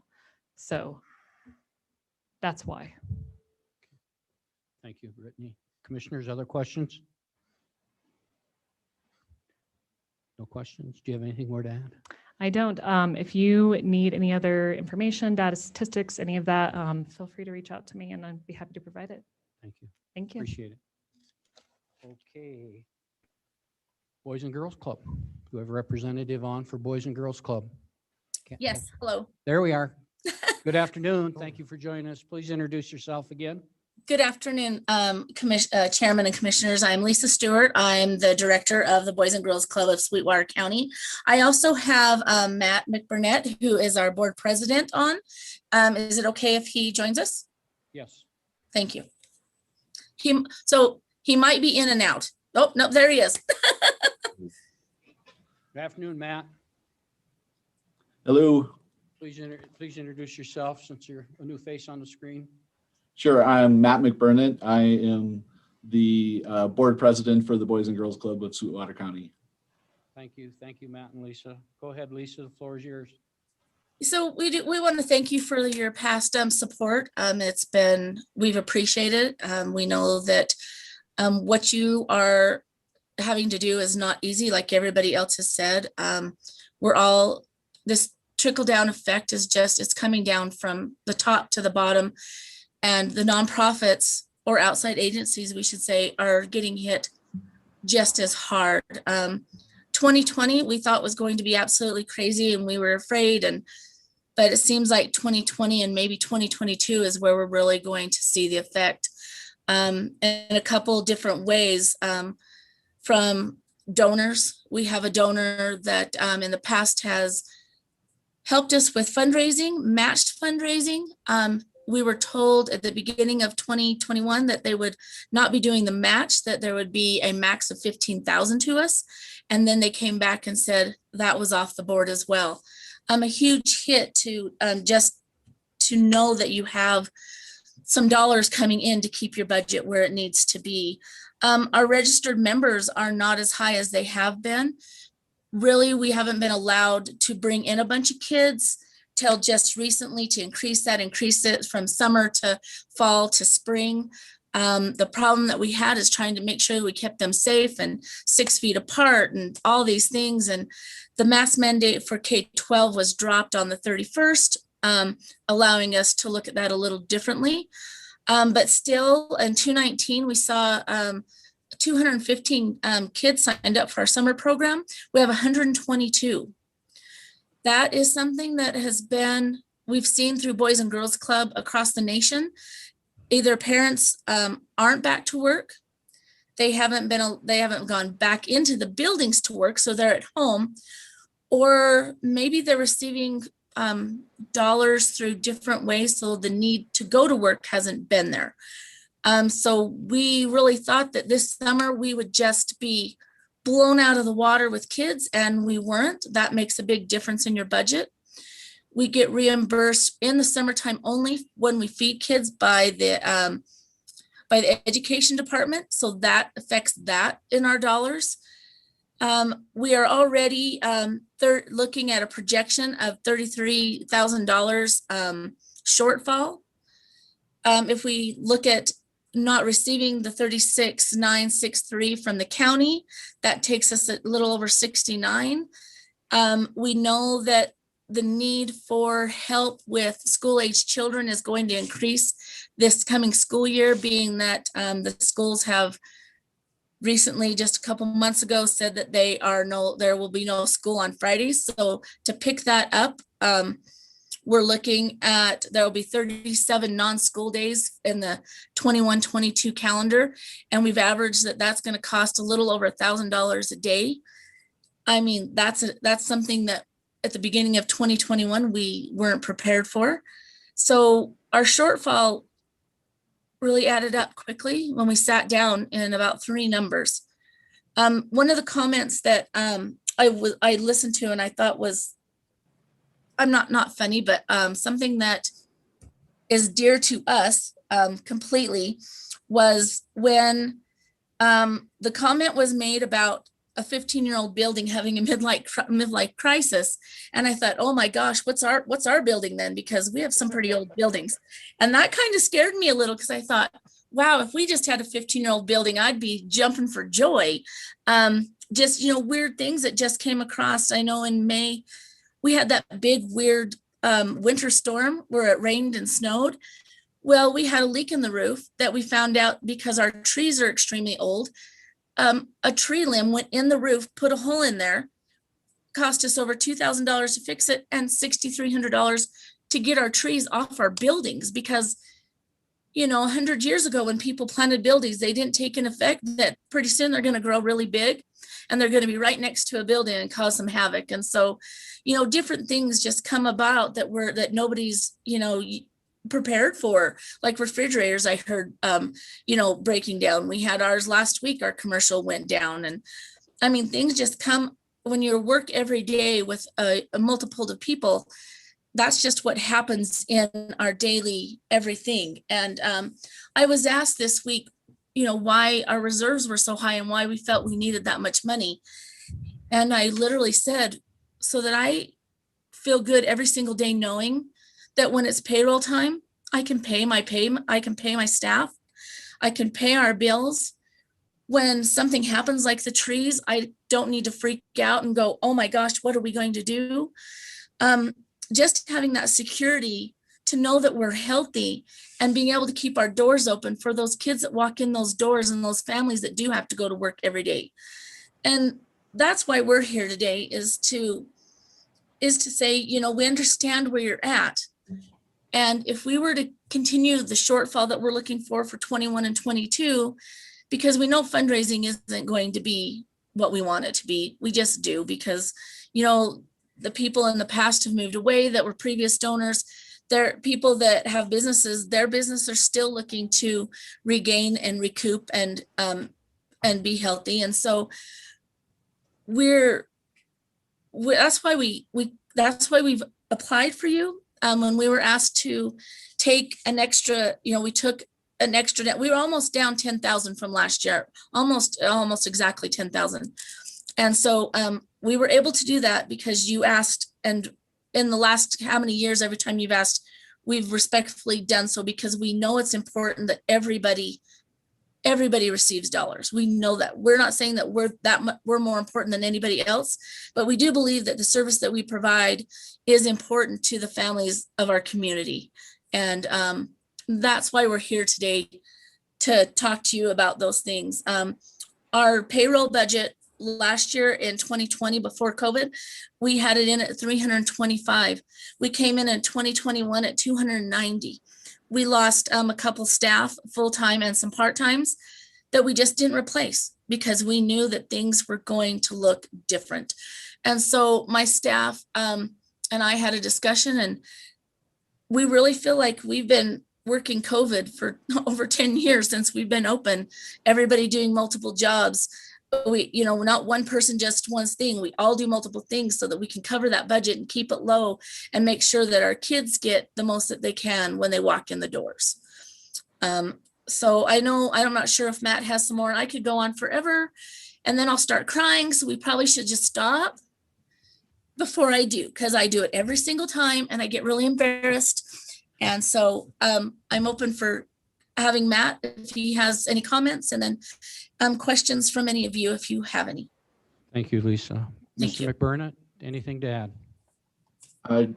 Chairman Wendling, honorable commissioners, thank you so much for giving us the opportunity to speak on this. I think I know probably better than most, the difficult decisions that you guys have in front of you. I would just like to say, it was, I didn't speak with Bonnie. The message was relayed to me that part of the decision was going to be made to eliminate our funding based on our cash on hand formula. And I just like to point out, as you know, it is a good tool to use. However, it's not the only tool.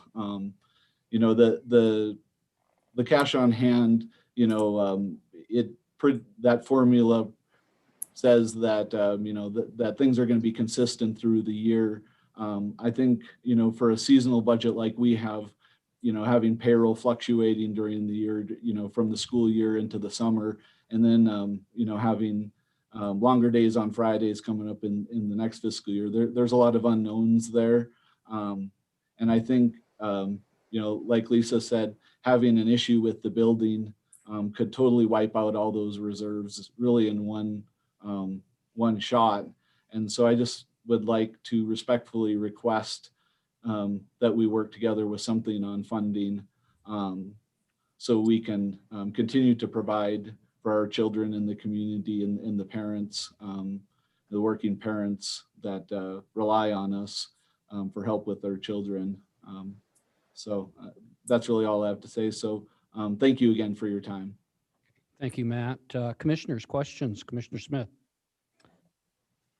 Thank you. I was going to say I'm Commissioner Lloyd, since they, you know, we're in the group shot, and he's usually the one that asks the hard questions, and you know, I'm going to be the jerk this time though and take it off his plate for once, only one.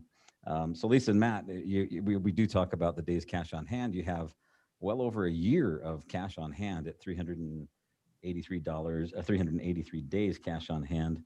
If you take the cut that we're asking and continue to spend as you are, so you don't cut any positions, any services you're providing, in 3 years, you would be down to 252 days cash on hand. And so for us, we're being asked by you and by everybody else to spend our cash on hand to save your cash on hand. And we're spending a lot of our cash on hand, as you probably heard earlier. And so that's our approach when Roy and Bonnie and I met to look at this. Where else can we cut some more? Where else can we find some more money? And I understand the difficulties, and all of us are hoping that this is not a forever thing. But I don't, in my mind, I have a hard time seeing how we allow you to have over a year days cash on hand when we're going to be trimmed down to somewhere in the 6-month range of days cash on hand. So, and it's not a statement about what you're doing and the programs. They're awesome, and you are wonderful people doing great work, and I have no problem with any of that. I guess I'd just ask for your response on the straight up fiscal question of can you not spend, you know, the 36,936 that you're requesting this year out of your days cash on hand, so that we don't have to spend it out of our days cash on hand. Roy said all of that, so that wasn't me. Chairman Wendling, Commissioner Smith, yes, I understand that concern. However, you know, like I said, I think the days on cash, or days of cash on hand, sorry, contemplates an average spending, daily spending amount consistent through the fiscal or through the year, which for us is the calendar year. So I don't think it tells our whole picture. I think we would need to do a bit of more of a detailed cash analysis, if that's the sole reason for the elimination of the funding on why, you know, because like I said, when we get to the summer months, our payroll expenditures are quite a bit higher, and we do need to keep some funding in reserve because we really don't have any other options as far as other funding sources that we can rely on. If we have a major catastrophe in the building, we're really just shut down. And those are kids in that building. So an HVAC issue or something similar is very catastrophic for our organization to run in those months. Thank you, Mr. McBurnett. Other questions, commissioners? Okay, thank you, Lisa. Thank you, Matt. We appreciate you taking the time to visit with us. And moving on, we're scheduled for a break. I know we're Thank you running a for your little time. behind in that. Would you like a 10-minute break, commissioners?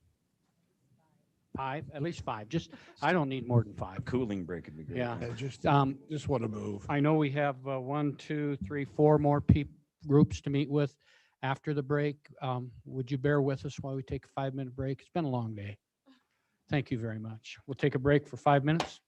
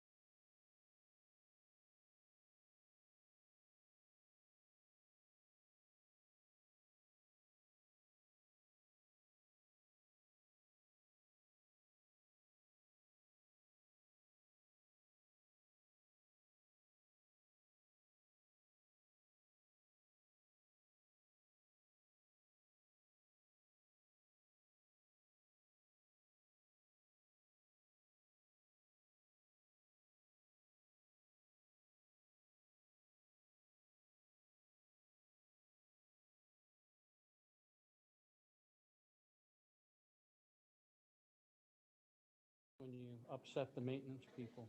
Right. Okay, we're live.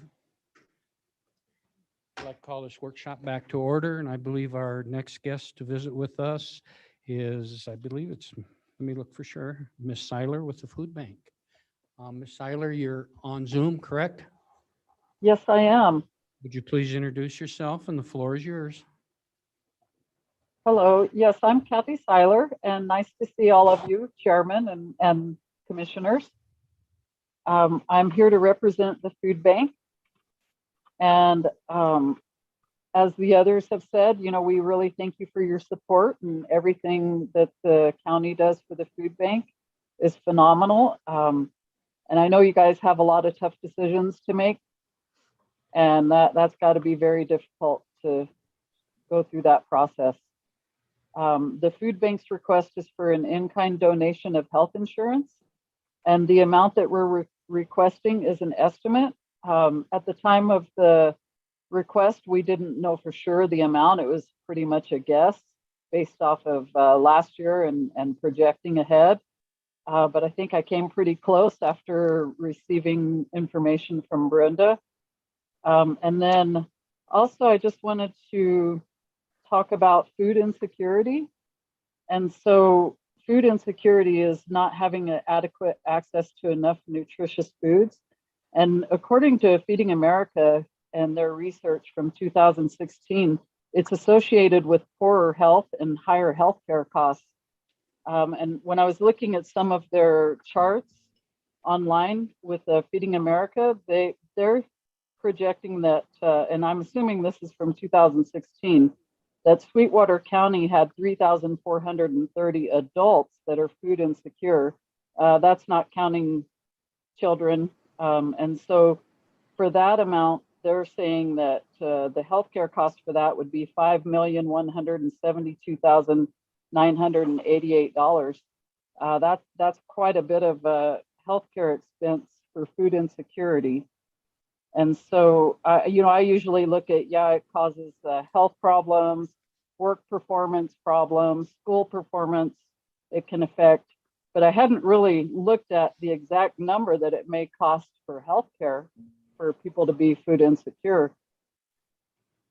And so, and also just to let you guys know that from July 1st last year, when our fiscal year started, to May 31st, just last month, we had 7,683 visitors for emergency food assistance, and that's up 183 more than a year ago. And we distributed 475,065 pounds of food. And, you know, it's, things are getting kind of difficult. And I think the pandemic is likely to make things harder with the funding and whatnot. I think as we move ahead, we'll see a lot of reductions for our funding. And so just all around, you know, we've also had some food drives that were canceled since the pandemic started. The letter carriers food drive last year was canceled, and it was canceled again this year. And this was all because of the pandemic. And, you know, because of that, we had 88,619 pounds of less food donated over the past year. And that's equivalent to $132,928 in-kind food that we didn't receive over the past year. And we've also had some other struggles, just like other agencies. We had our large freezer that it's probably about a 40-year-old freezer that we have here in Rock Springs. It's a walk-in. And it was donated by McDonald's. United Way provided a targeted needs grant for the installation of that. And other community members volunteered and helped put it together and haul it over here. And so that freezer went down this spring. And so it needed a complete rebuild, and that came to a sum of $12,000. And so, it's operating expenses, repairs, things like that. We're also in an old building. The city of Rock Springs here provides our building that we're here, but we are responsible for Certain things like that freezer was our freezer, so they were not responsible for any of the repairs. Sometimes our heating and cooling will go down, and that'll cost us $1,000, up to $1,000, and then the rest the city of Rock Springs will pay for. We do have a lot of community support. You know, City of Green River funds us. United Way, Wyoming Hunger Initiative, our partnership with Food Bank of Wyoming is fabulous. We're in a county building in Green River. Our Green River Food Pantry is in a county building, and the county pays for the utilities for that. So, you know, and then all the businesses, clubs, organizations is just, we appreciate all of the support all around it. I hope I'm not forgetting anybody. So I guess that's about all I have for now. Thank you, Kathy. Commissioners, any questions for Ms. Seiler? No? Anything? I'm good. Okay. Kathy, thank you very much. We appreciate hearing more about the food bank and what you're doing there, and continue to do the good work and fight the good battle. Thank you. Thank you. Have a good evening and be safe. Will do. You do the same. Thank you. Up next, and I believe we're in the audience this time live with Miss Jackie Grubb with the Golden Hour Senior Center. Jackie, before we get going, after you introduce yourself, do you have any board members here with you this evening? I believe I have a couple. Would you mind introducing them, and they please stand so we can I say hello? absolutely will do that. So I'm Jackie Grubb from Golden Hour Senior Center. I first want to introduce my board president, Stacy Nelson. Only if you want to. Stacy. Okay. I also have Mark Pleasant here with me. I have Kathy McCormick. Kathy, welcome. I have Margene Chu. Margie, welcome. And I have Gail Heikkinen. Jill, welcome. Thank you for being here. So obviously you can see that Golden Hour is well supported. And hopefully you understand that it means a lot to a lot of people in Green River. I am here because I have a lot of days of cash on hand. So hopefully you understand, everybody understands what Golden Hour does. If not, I can talk to you about that. But I think most of you know, so I'm just going to talk to you about why we have a high number of days of cash on hand and what we do with that days of cash on hand, why it's high, and what we do with that. So we have about 300 days of cash on hand. And the reason for that is we obviously serve food to senior citizens in Green River and in Sweetwater County. We have a lot of people that come over from Rock Springs, from Jamestown, from surrounding areas. We have a federal nutrition grant that helps us to serve that food to those citizens. But the number of that we get from that federal nutrition grant is based on the previous year's meals served. Every year, that number goes up, and we are serving an increased percentage of meals to senior citizens. And so every year we run out of money in that nutrition grant before the end of that fiscal year. So we run that grant on a federal fiscal year, which goes from October 1st to September 30th. And every year we run out of money in that grant, either in May or June. So we're left with about 3, 4, or 5 months because it's a reimbursable grant where we have no money to pay for food. Food costs us anywhere between $14,000 to $22,000 per month, especially right now, because as you've heard from a lot of different people today, prices for everything are going up, and food prices are going through the roof right now. I'm sure you've seen, if you even go to the grocery store, how much food is costing. So for the next 5 months, because we are currently out of money, we will be purchasing food out of our general fund ourselves to feed the increased number of senior citizens that need food in Green River and the surrounding areas. So we need to keep a significant number of cash on hand in order to buy food, to make meals, to feed senior citizens. And then every year we do our best to fundraise. We're fundraising 365 days a year to replace that cash on hand to make sure that the next year we have enough so that when we run out, the same thing doesn't happen again, that we don't run out of money to feed people. So that is why I have a lot of cash on hand. I keep it so that one, we can feed people, and two, that if something happens, like we have a catastrophic event, even though we are in a county building, I can help out with it. I never expect the county will just pay for something. I always try to help out Jean when something happens.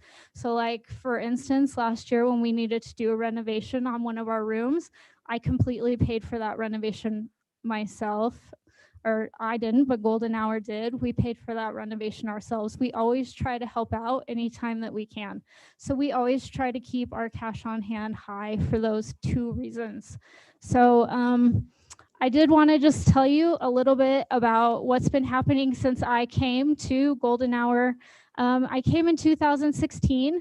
So in 5 years, our active patrons have gone from 530 to 800. That's an increase of 50%. Our meals have gone from 25,000 to 42,000. That's an increase of 65%. Our home delivered meals have gone from 8,000 to 25,000. That's an increase of 163%. Our activities have increased 60%. In the same amount of time, our staff has gone from 13 to 8. That's a decrease of 38%. And our funding from the county has gone from 300,000 to this year. What you guys sent me yesterday was a proposal of 125,400, which is a decrease of 59%. So that's going to put a hardship on us. I am willing to work with the county because I know that my cash on hand is high, but hopefully you guys understand a little bit more about why it's high. And you understand that I am paying staff out of the money that you give me. And if I decrease any more, it will affect services. It will affect meals to senior citizens in Green River. It will affect our ability to serve those meals, to make those meals, to package those meals, to get them out. Any questions for me? Thank you very much. Questions, commissioners? Mr. Mr. Chairman. Smith. All right. Mr. Smith. First of all, you have to know. I thought you said, I'm sorry. Said Commissioner Smith, he had his hand up before you. I know you're going to have something profound to say, so I want to save it. I want to save it because I know it's going to be good. Thank you. Oh my. This is Commissioner Roy Lloyd here. Jackie, you do great work, and I love, it's been a while, but I love coming over and doing birthday cake and ice cream and everything, visiting with everybody, and appreciate all the support, obviously, as well. So, well, I'll only ask one hard question because I think Roy's going to ask the rest of them. That's awesome. Okay. What is your day's cash on hand on September 30th once you've spent money throughout the off season of your grant? Okay, so that depends on like what the food cost is. So it will be approximately down from that 300-ish, what it is right now, down to about 120. And then we'll bring it back up. We always try to. Like I said, these fine senior citizens behind you, they do a lot of fundraising. As you know, we're at the farmers market every week. We have fundraisers planned for July, August, September, December, and then April. So we do fundraising monthly. We do it weekly. We do it every single day. So we are trying very hard not to have to be dependent on, obviously we need this money, but we also try to do as much as we can. We have federal, state, obviously county funding. We have city funding. We have tried to diversify as much as we can. So I'm not saying that we won't get that back up, but like last year, we couldn't do as much fundraising as we wanted, even though we did. We'll do it online. Like anytime that I can raise some funds, I'm gonna raise it. So, but it varies, it fluctuates. But yes, it will go down to about 120. Thank you, Jackie. Yep. Is that it, Commissioner Smith? That is, I'll. Commissioner Lloyd, defer to the floor is Commissioner yours. Lloyd. I want Jeff to ask the rest of his hard questions, so I might be saved a little bit. I'm waiting for you. You go ahead. So, all right, well, before we, I think, just want to say if, I have a soft spot for outside entities, it is the senior center. And then, so I think people have really started to believe that I don't have any soft spots, but I do. And I'm a lifelong nonprofit guy. In fact, I don't know what I would do without bingo on Wednesdays. It would probably, even though I do believe it is an Olympic sport at the senior center in the afternoon, I have gotten much better at it. But Jeff asked one of the big questions was how far the cash on hand goes down. How many seniors do you guys on average, and you can give me your best estimate per day for a meal? So it depends on if we're serving mashed potatoes and gravy. Okay. But so anywhere like, and we are running 3 different services right now. So we have in-person dining, we have curbside, and we have home delivered meals. So we have 90 people on home delivered meals right now. In the dining room, we're serving about 40, and that can fluctuate on a day, but we're keeping it at 40 because we're still trying to keep this as a very high risk population safe. So we're keeping that at 40, and then in curbside, we're doing between 60 and 100. How much is that an increase from last year or the year before? Just, I know you probably don't have those numbers, Jackie. I do actually. Okay, so it's a 16.25% increase from last year, and from the year before, it's a 25% increase. So, and if people haven't seen the line around golden hour, my kids one time came home, and my 2 high school kids, and actually the one that isn't very smart and very observant goes, "What is going on at the senior center, Dad? That is the biggest line of all time." So that you can tell the impact that you guys do. So the reason, so I guess one of the questions I asked our departments as they came to us as we went into their budgets and cut them even further today is how much can you take, Jackie, in your opinion, and help? And I'll be honest, one of the hard things I've had with this process is there have been entities like you guys that, even though I know 20% was hard, and I accidentally ran into you the day after you found out, which wasn't, I wish I would have waited a week before I ran into you. But you guys did make the cut. And I feel like we've had other folks kind of buck at it. And so I guess I want to just ask, what do you think would be fair? And knowing that we're really in a tough spot, but I guess I want to just ask that question in fairness to you. Right, and I apologize for that, Roy. Oh, you weren't actually that bad. Roy ran into me, and I don't think he's ever seen me mean before, but I kind of snapped at him, and I do apologize for that. Still go talk to her. I feel like it would be fair for both of us if there's any way that you guys could meet me halfway. So I came in at 174. You came back at 125. If we could meet at 150, I feel like that I could use some of my cash on hand, and that you could use some of your cash on hand, and maybe we could both meet in the middle.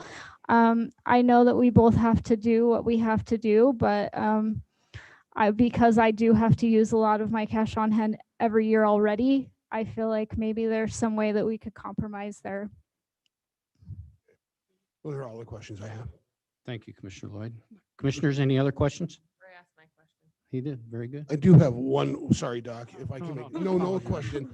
I just want to say, one of my frustrations as we go through some of this budget, we really got into this in ambulances, some of the disproportionate stuff. And Jackie and I have had this talk between in-kind donation and county funding. We give the senior center about almost $440,000 a year.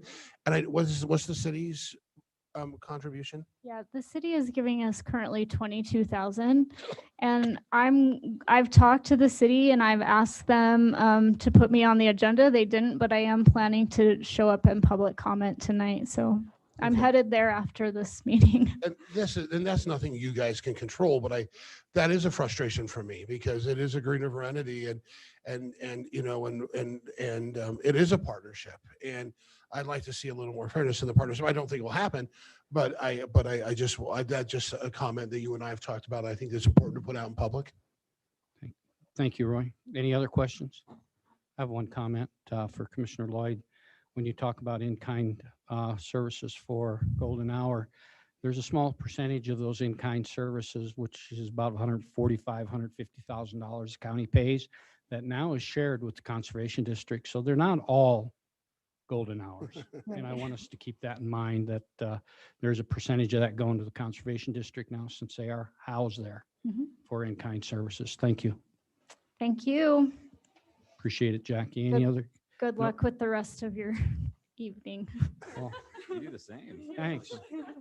Thanks. Oh, I think Stacy did want to make a comment. Did you? I'm sorry, Stace. Please do.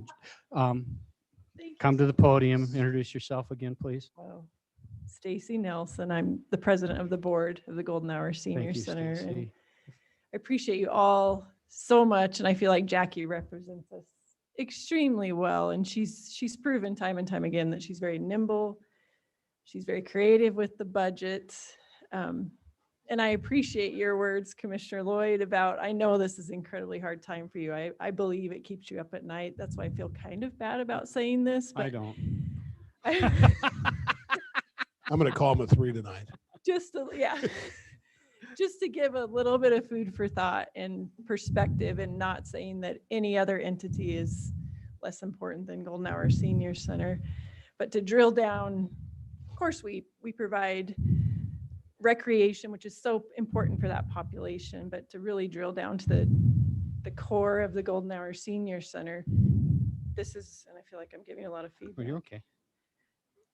Go ahead. The very basic need is we're providing the senior centers food. And these are seniors that have built this county. They're former educators. They're former commissioners. They're former peace officers. They're former mine laborers. They've built this county, and now for whatever reason, they have struggles in life. They may have food insecurity. They may have mobility issues where they cannot get out of the house. So Jackie and her team do a tremendous job of providing that very, very basic need of a meal, one more meal per day. And don't forget the collaboration they have with the Young at Hearts in Rock Springs. Absolutely. Absolutely. Both senior centers provide a tremendous service. So not to keep you up even more at night, but just wanted to provide that food for thought. And I really appreciate how Jackie is willing to compromise, and we so appreciate everything you do for the county. Thank you. Thank you. Appreciate it. Okay, as we move forward, next up, Bonnie, I don't see a name of who's going to represent STAR. Do we have somebody here for STAR? One of their board or a few of their board members might have jumped on. If not, Roy was going to talk because he attended the meeting last All night. right, so let's check first of all on the Zoom. Is there anybody from STAR on? I think there's an opportunity to raise a hand, so it'll show on the screen based on your. Good. I'm here. Thank you, Mr. Mock. I appreciate you being here. Let us get you pulled up and welcome you. Are you there? Can you hear me? Yeah, I think I'm losing people here. That's all right. Can you hear me? We can hear you. You're just fine. If you just would like to welcome you, and you're representing your board member for STAR. There you are. Don't push any buttons because we got you, buddy. So Okay. anyhow, Lester, you're on. If you would like to talk to us regarding STAR and their funding. Thank you. Okay. The floor is yours, Thank Lester. you. Thank you, Chairman Welding, commissioners. My name's Lester Lasmauk. I'm chairman of the STAR board. Our director's out of town, so I jumped on to represent. I was really concerned when I seen you took us to zero.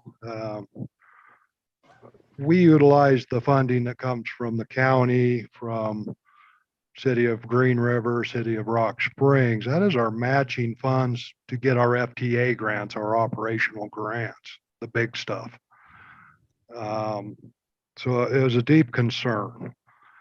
And I would like to ask the commissioners to consider a $30,000 level funding this year. Now, I do know you guys are looking at that cash on hand. And that seems to be the issue of the day. That cash on hand is basically there because of the COVID relief. It was handed to us. We didn't put in for it. I think at a 30,000 level, we would be okay through this year. 2 years in, down the road, we're going to be in trouble securing those grants. We will really be in trouble. And that will put our community in trouble for the people we serve, our seniors, our disabled. So I would really appreciate, and I think we had some pretty good discussion with Commissioner Lloyd last night. We always have a frank discussion, me and Mr. Lloyd, and it's very appreciated. But that's all I have, and I'd appreciate the consideration. Thank you, Lester. One quick question from me, Chairman Wendling. When you have those frank Yes. discussions with Commissioner Lloyd, I hope he's frank. He tries to right? be. All right. Yeah. Just want to make sure. He is. Thank you. Thank you, Lester. Thank Appreciate you. You visiting with us. Thank you. At this time, commissioners, any questions? Just, Mr. Wendling, Mr. Chair, just one other thing I think they would add, and the reason they had asked me to possibly educate and share some of their information is they didn't know if they would have a board member. And one of the things that Mary Seppi, the director of STAR, talked about last night was they'd also been building up their cash on hand because there's a substantial YDOT grant out there for transportation agencies. And Lester, please correct me if I'm wrong or I give misinformation, that they've actually been kind of building toward because the matching funds are really large and they can't, and honestly, they eat that grant every year, and there's at the state level, and there's always extra money. So they've been kind of actually building toward being able to have a matching concept to that, to eventually use that to get into a building. And in fact, at one time, when we were looking at the dreaded Lagoon Road project, their hope was actually to look at buying our old building if we built Lagoon Road. And that was part of the reason they had built some of that surplus was for that. Is that fair, Lester? I want to make sure I represent your board as an educator on this. Yes, you're correct, Commissioner Lloyd. Thank you. Thank you. Appreciate that. Good information. Commissioners, other questions? With no questions, Lester, I'd like to thank you for joining us, and you have a good evening, and please be safe. Thank you, Chairman Wendling, Commissioners. Thank you. Have a good evening.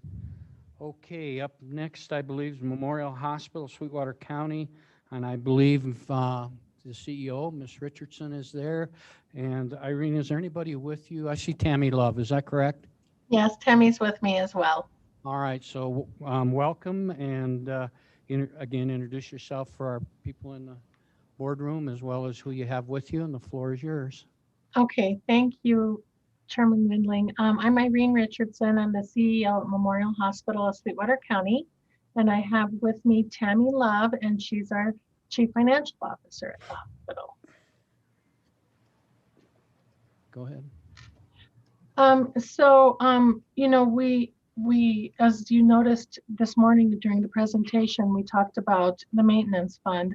And, you know, we want to make sure that we're very mindful of maintaining the hospital. I think there was some deferred maintenance over the years that we've tried to address over the last several years.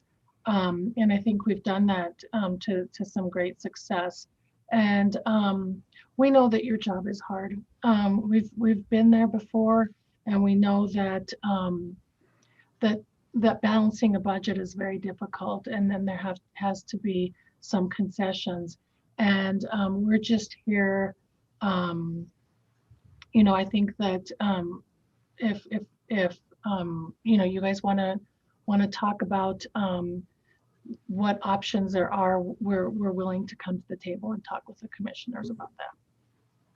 Okay, thank you, Irene. Commissioners, any questions for Irene?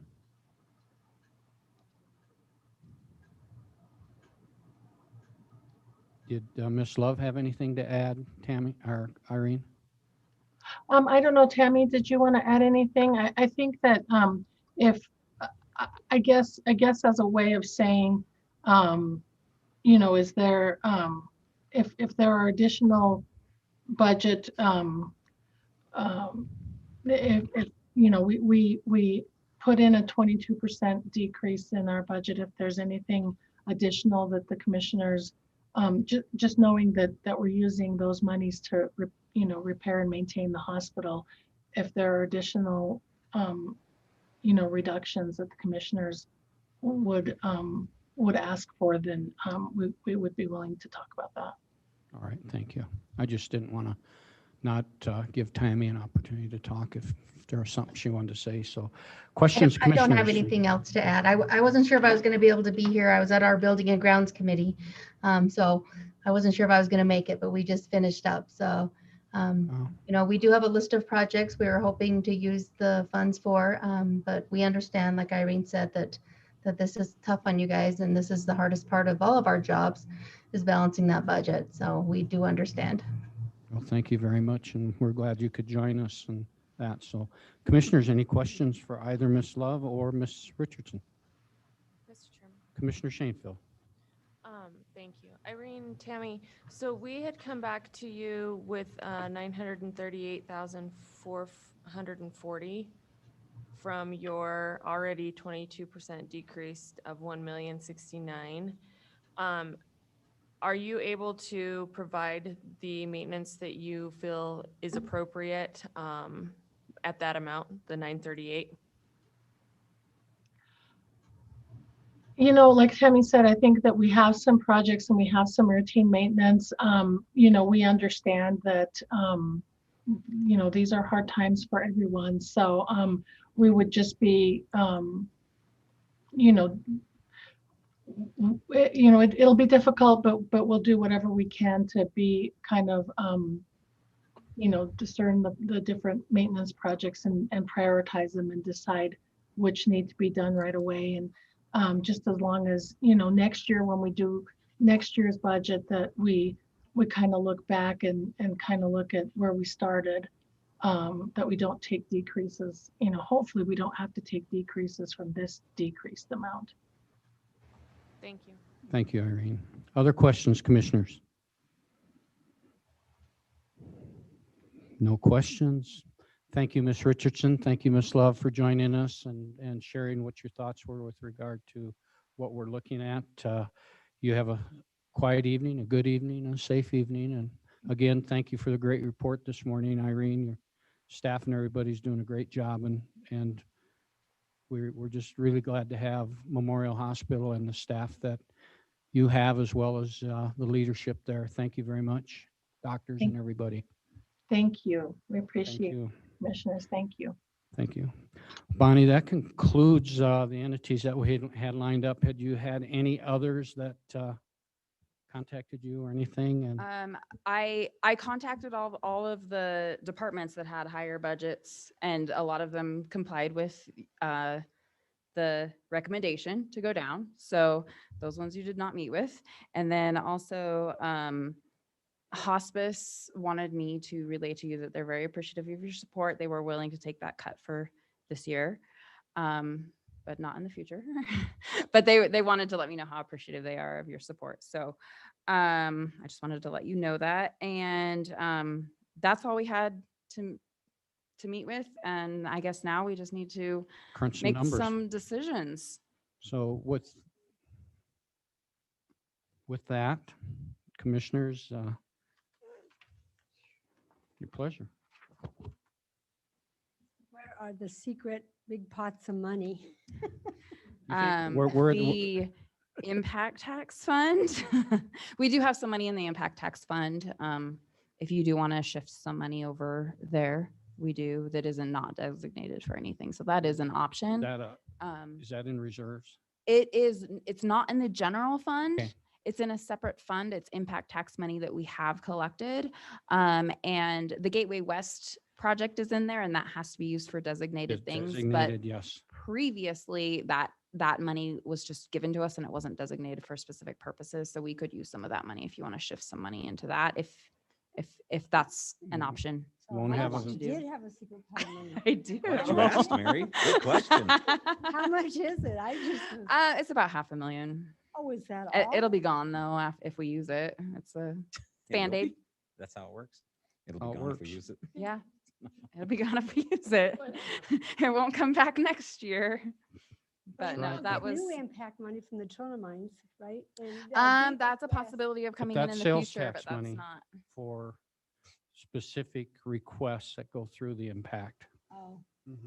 Yeah, and we'll get some money off of that through increased sales tax, but yeah, it's unanticipated income over the year based on sales taxes. We receive that. We don't get, it's a unique, different process from what it was, Commissioner Tolman.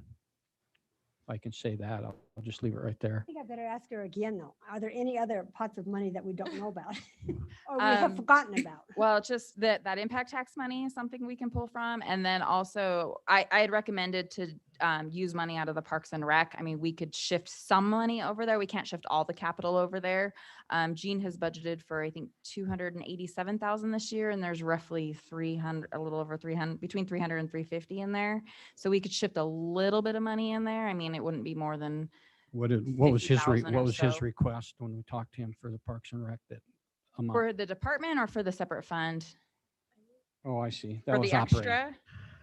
Yeah, this was operating. I mean, we can spend any of that money for Parks and Rec. It could be operating, it could be capital. I try to use those special funds for bigger projects or things that, because it messes up your operating comparisons. I understand you're that. I just would moving over operating money. myself personally, and it's just me, is if we're going to dip into a department's budget, and go into some of those arenas, I want to make sure we've talked with those individuals about it before we do. I have mentioned it to Jean, talking about that. I actually even mentioned possibly moving the detention center roof replacement, because that's 450,000, using the impact tax money for that, because we have about $500,000 in there. So that was something I mentioned to him yesterday Yeah. when I met with him. Between those two accounts, tomato, right? So, I mean, sixes, either one. Are there any other? Just checking. I'm thinking, not that I can think of currently, but I will let you know if I can think of anything else. But those are the two that can be used. That can be used. Thank you. Good information. Okay, how do you want to do this, commissioners? I would love to have a summary of what the requests were from our county individuals. I got some of them I got like Gary's, I have like. You mean 3 what we different got numbers. just during this workshop? Yeah, I and think then also maybe run through the component agencies, the outside agencies, and go through maybe what we're all kind of thinking. There were a few that I would maybe like to change a little bit, and then there were a few that I didn't. So, and then maybe we can see what that comes out to bottom line. I don't know. Well, I think it's a good place to start. I noticed you were writing things down. I was trying to take Trying to? notes. I did get some of the numbers. I did get the risk management operating. Gary was asking for a reduced request of 541,630. I did get that number. I did take some notes. He wanted to increase the education from 1,500 to 8,000, which comes out to be a $6,500 increase. And then dues and subscriptions, he said he wanted 30,000 in that, and I'll have to look to see what was in there. His HR operating would go to 38,000. That's what I asked him specifically. 38,000? Yeah. I don't think the total will go to 38,000. I think the dues and subscriptions would Yeah, go to dues and 30 and the subscription education and the would go to training. 8. Yeah. But then he had some other Yeah, operating some line other items operation too. things. Yeah. So I will have to look and see Well, what that difference is. Here's the thing. And it's a good time for conversation while we're thinking about it. When I take a look at Thursday coming up, I already know there's 2 commissioners that very strong chance that won't be available for the public hearing. So that'll leave 3 of us. So as a chairman, we are not leaving here tonight until we get some solid numbers so that 3 of us that will be involved will be able to pass a budget. That's what I'm saying. And as chairman, it's a workshop. I can say nobody can leave, but anybody can say, you're nuts. I'm going home. I'm done. I'm out of here. But not with what I see on the horizon, Because if we don't approve a budget on Thursday, July 1st, business stops unless we have a special meeting. Yes. And that's not necessary. Not necessary at all. So we're not leaving, at least I'm not leaving. I'm not. We need to be at a point as a majority consensus, we're not going to vote, to know that when Thursday comes around, we will be approving a budget. Does anybody disagree with that, commissioners? No, and it provides great motivation. I thought so. That's why we're here. Okay. So I think we need some summary numbers if we possibly can get them Okay. close. Because we've got to, it goes down to what Commissioner Smith said. We look at these and cut what's recommended or whatever, find a number, and then we figure out where the rest is going to come from, or we just leave them go and figure out where the rest of it's going to come from. We have two options. Okay, so is that kind of the plan now to take the recommendations and implement them? Is that where we're going right now, or no? We need to No. talk about We just them. want to know what You'll they see are. the You just want to know numbers. what they are. Okay. All right. Well, let me, I did provide, and they were going off, when specifically Rob and Gary were speaking, they were talking about, because I sent spreadsheets to kind of help them and, Yeah.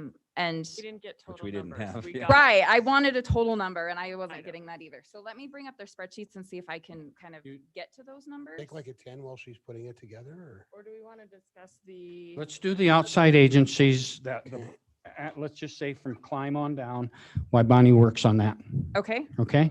Because those people, then we can be finished with those and go from there. Okay? All right. So let's just take them one at a time and I'll just look at you as commissioners. What's your thoughts? Mr. Chairman, Yes. I would like to see climate $1,000 to continue that community support.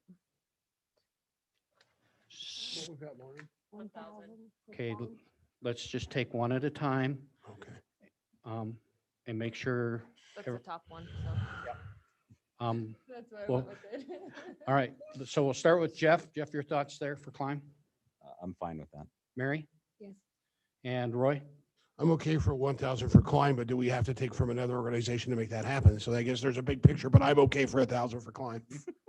Sorry, it's part of the discussion. No, I think that's exactly what I was talked about before is, Yeah. do we approve these and take from others, or do we spend from the tools that we have? Mm-hmm. And that's the big picture, I think, It's is, the big picture. so. Thanks, Jeff. Okay, Boys and Girls Club. Anybody like to start out there? Well, I think that if there is a huge cash on hand, that was kind of one of our discussion points. Mhm. I know it's hard, but it's better than just totally taking somebody off the chart altogether. So your recommendation is stay with what's been recommended. Yes. Very good. Lauren, I agree. Jeff, Yes. Roy? I agree. Very good. 0. Okay, on the break, what should we do? What would you like to do with the break? 0, don't give them anything. Okay, very good.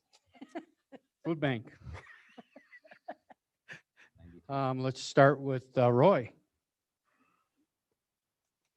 I think we should keep what was recommended in that 20% area, even though we didn't hold everyone else to 20%. But I think that's something I'll discuss later, but I think we should go with what was recommended. Which is Okay, Mary, your thoughts? 15,000. And remember, that's for health benefits, in-kind health benefits. It'd be just like electricity, gas, grounds, buildings. What's their cash reserve? They don't have any. They do don't have, I don't know. Lauren, do you know offhand? It's 227 days. Oh. Mhm. Yeah, I don't Why they're on the know. I list. think we That's should- why it was on the list. Yeah. I think we should stick with that. Cash reserves. So the recommendation for food bank was 15,000. 15083. I Okay. agree with sticking with that. You okay with that, Mary? Changing it? Yes. Roy? Yes. Jeff? Okay, 15083. Then golden hour. It's a lot of eyes out there. Don't you have a meeting to go to? What, look at the time. Roy should go first on this one. Well, I have a Question about Golden Hour. Do you have the opportunity to raise the fee, or are you set pretty much by the federal as at the meal cost? That's what I thought. Yeah. I cannot force anyone to pay for that meal. They can pay zero. And many do because they cannot pay. Right. Okay. That's what I thought. I just want to make sure. Jackie, before you finish, let me ask everybody here, do we understand what Jackie's talking about with regarding meals? Because we have the same way at Young at Hearts, and yeah, people have, it's a donation and that type of thing, but yet people don't have to pay for it. And just got to hope for the best, right, Jackie? Okay. So with that, thoughts? I'll go first. Go ahead, Roy. I'll meet Jackie in the middle and suggest the 150. So I do have some of a heart. Hey, you know what? I kind of feel like, I'll just be honest, I feel like we've condescended to other people's agencies and have, and you know, where we have, because the problem is every agency we fund does good. None of us are necessarily right with who we favor, and none of us are necessarily wrong. It's just the preference and the way you look at things. And I think there's some other organizations I do believe we could cut down to 20% that we've chosen not to. We may have to look at that. So I think we can look at it from that set of glasses too, from my perspective. Well, and you know, just to help you out a bit, Commissioner and others, is what we're experiencing is only a symptom of the disease. It's only a symptom. And it goes directly to, and it's not the process we follow to build our budget. It's a process that we take as commissioners in determining what's going to be part of our budget. This is a symptom of the disease. And it's hard, very difficult, but I really think, I call it training days of possibly what may be to come. So, yeah, I get it, but at the same token, we need to make the best of it for now, but then we really will have some conversations starting after July 1. Is that fair enough, Roy? I know how hard it is on you, and I sense it in everybody, and you know what? I'm okay with that, but are we going to move YWCA back to 20%, the library back to 20%? I mean, those are all conversations that influence one another. So, I mean, and for me, we have to take a look at that bigger picture, and I know we're committed to do that. So, Yeah, but it is a majority. So, I mean, everyone else might want to go a different direction, but that's just where I sit right now. A majority says we voted. I'd like to think it's a consensus because Yeah, we're not allowed to consensus vote. because we're not voting. Yeah, thank you. Okay, so recommendation is was the 154 golden hour. Jeff, did you say you're okay with that or not?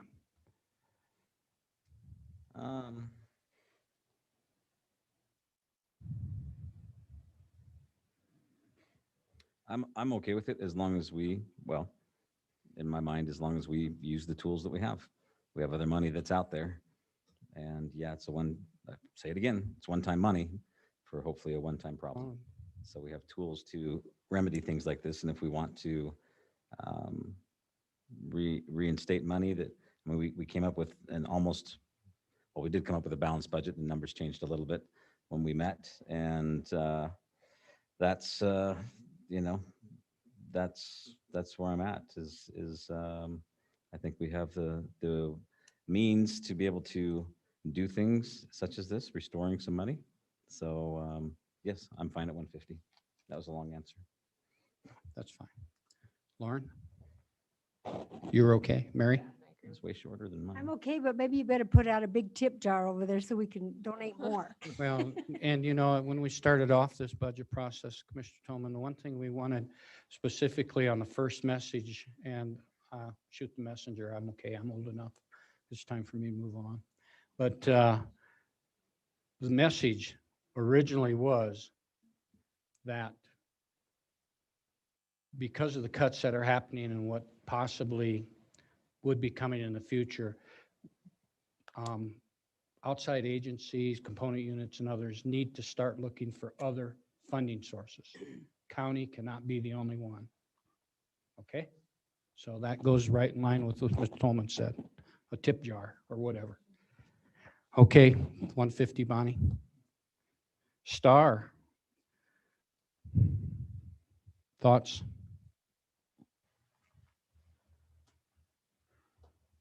Well, if we're doing, meeting halfway, the Star came in way less than halfway. They came in less than a third. So if they're asking for 30, and I can understand, with Golden Hour, I understand the day's cash on hand better now. It's good to have these discussions. And same thing with Star of, okay, yeah, we do have cash on hand, and here's a couple of reasons why. Being able to leverage that money to make more money, it's kind of like, why wouldn't you do that? So if 30,000 gets the job done for them, I'm good with 30. Okay. Lauren? Mary? Roy? I can go 0 or 30. I think either works for me. Well, we got a consensus at 30, Roy, so we'll stay with that, okay? And Memorial Hospital. I can speak to that, and being the liaison and chatting much with Irene and Taylor's, it's not a cut that they want, the 131,000, but they feel as though that was something they could do, and to help us in an effort to close the gap. It's not something they could sustain, just like everybody else over years. But for this year, they felt as though they could prioritize the things that they needed most and still contribute the 131 back to us. Okay. So that would be my recommendation. Stay there. Okay. All right. As presented, right?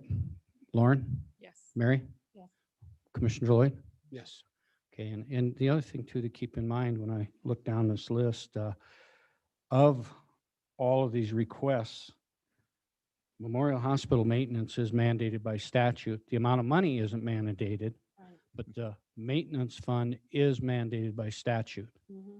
So that can be worked out, but keep in mind, they could be back in if that's necessary. And the one other thing too is as we move forward and that type of thing, just keep in mind this morning during my report, I reported a number of dollars that entities were shorted, not just last year, but years before, which are owed to them, but they made it through their budget process without those dollars. And now they have them. And in some of these cases, that extra money to them is far more than what we've asked for them to return. So I just, when you're thinking about everything, let's put it all on the table and go from there. Okay, Bonnie, so did you get those numbers for those outside agencies? I did. Very good. That'll close the book on those agencies that were here to talk to us. Climb, Boys and Girls Club, Food Bank, Golden Hour, Star, and Memorial Hospital. I have a question for Bonnie. Where do Big Brothers and Big Sisters, where'd you put them? They are at 8,400. We can talk about them. Do you want to, I know you had recommended to reduce them to 0. Is that a discussion you want to have right now? Here's what's bad about that, in just my opinion, but you guys do whatever you want, is they haven't had an opportunity to come and talk to us. They did at the last workshop. At the last workshop? Okay, so I don't remember then what they. Yes, they came at the last Okay. workshop. And that's why I didn't invite them, is because they came at the last I would workshop. just say, Uh-huh. I think next year when we start this process, I know the whole thing is new to me, but I think that we started out with a good idea of meeting with each entity, but maybe instead of that, we just need to develop a set of questions. And what is the service they provide to the community? What per dollar amount? So that's my problem with that one is 7, maybe even 14 versus hundreds of others in these other entities. And with the good question was, yeah, we did visit with them last time. And at that point in time, there was a conversation about, I believe, what I sensed about cutting them. Am I correct? To Yes, 0? and I told them up front, that's what I would have to recommend, just because on the numbers, if you're going to look at thousands of seniors and hundreds of other kids, I just feel that you Okay. have to be more equitable. Fair enough. You say let's, based on that last conversation with Big Brothers and Big Sisters, let's reduce them to 0. Does anybody disagree? Commissioners? Don't we have them built in though at 84 right now? Yep. And they were told that, right? No. No, I mean, that's where we were at that point, but I know at that point, Mary had suggested 0 and No. so. It's not that I don't think it's not a worthy program. It's wonderful. And for those 7 kids, it's like the starfish that gets thrown back in the sea. I mean, it makes a difference for those 7 kids, but are you going to sacrifice hundreds of others on other programs? That's my trade-off. Last I talked to them, they're already up to 13. So Yeah, it could they- be up to they- 14 maybe. they 7 took, and they took 7. your advice and we're ready to go. Well, it's a hard call, but I just think that that's how we need to look at this budget when we start doing priorities in the future. What is the service and to how many and at what cost when we start looking at the outside entities? Yeah, Bonnie, while you're doing that, in reference to Commissioner Tolman's question about what services they offer and that, for the most part, most of that is on the front page of their budget as to what they're about. Is that correct? First and second page. First and second Yeah, page, second thank page is the justification. Okay. So there's a full page of, yeah. But those are good thoughts because we're going to have those conversations. Well, we moving might have to forward. develop a checklist and give points, and then that's how how we prioritize them somehow. We have to make it fair, but we have to be firm because honestly, I think we're going to see another 30% whack in our revenue next year. Oil and gas is shut down. There's no new oil and gas development, but maybe if it gets up to $10 a gallon, there will be some new development. I don't know. Well, and But until Trona comes online in 2 years, we're going to be hurting. It's going to continue to go down. I don't see anything filling the gap for us. Well, and Mary, I think you're right in a lot of ways and all these things. And I think that's what's going to be key for us when we start in July. The doc said that we've really got to start looking and discerning that deep amount and figuring out what those priorities are. One of the difficult points now, it's June 15th, 2021. It's difficult to look at any agency and say, hey, you got 2 weeks to go from $8,400 predicted to 0. 2 days. Yeah, in 2 days. And I mean, and that's a difficult change for a lot of people. But I do agree with you, Mary. I question if that's one I question if we should fund. But I think what happens is in July, we start doing the hard work, figuring it out. And then we tell them as early as November, December, this is where you're going to be next year. This is where it is. It is what it is. And we're not going to, we can't have a lot of other discussions. And we really need to discern those priorities, Mary. I think you're exactly right. So Bonnie, when you get bored, you can help us start figuring out how to do a question, a point system or something. Well, I was planning and Jeff and Roy and I talked about this we were planning on doing a planning budget workshop in July to figure out priorities and not just for next year, but maybe 3 to 5 year priorities. Where do you want these organizations? What level of service do you want these organizations to provide? And I think that's the question. And then from there, you determine the budget. But you need to decide what level of service you want them to provide, because obviously they can live on less if you want them to provide less of Well, a service. I just think we have to get the political out of the question. It's got to be something more objective that really looks, what is the service, the dollars and the numbers, so that we're, because we're all going to defend our own entities. Right. But you want to get the best bang for your buck too. I Right. mean, you want to put the Right. dollars where it's going to help the most people. And not to say that some of these programs are not valuable, because I think they all provide value to the community, but some of them you're going to get more bang for your buck. And I know it's a hard decision, but they're decisions that have to be made. On the other hand, if you give them time to prepare, there are possibly opportunities where some of the agencies can find some outside funding, different funding sources, other outside funding sources, more fundraising, other options. If I feel that if there's that strong of a desire to have these agencies still in our community, then the community will support them. Mr. Chairman, Yes, Commissioner Shanefield. a grant application would be the way to cut out the shenanigans and the political and everything else. You can address everything by point system. Well, that's a great idea. Yeah, it's Roy. And we also Roy and I have also discussed, I mean, it's not, my concern is if we look at priorities every year or for 3 years, it's going to change every 2 years. I have a different priority from Roy, from Mary, from everybody, and that's why we're all here. So I think that, I mean, we're never going to be able to break it down by priorities, I don't believe, because I think we're all going to end up with different ones. I mean, Roy and I may align on one area and Jeff and I may align on another, but I mean, really has to be broken down by point system and number of people impacted, like you said. Thank you. Good thoughts. Hang on to them. July's coming. Shortly after the 4th.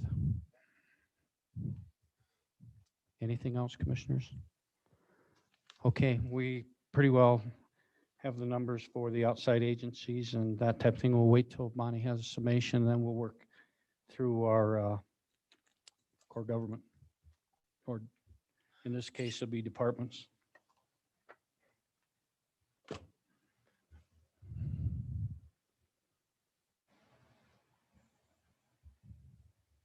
Okay, what I was busy typing away. What did you decide on them? Okay, So climb, climb 1,000. 1,000. Okay, so that is a decrease of 2,500. Oops.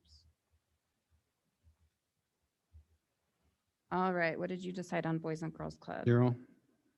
So same. Okay, so no changes to Boys and Girls Club. Food bank, what did you decide on food bank? 15,083. Okay, so the recommendation, what did you decide on golden hour? 150. 150, okay.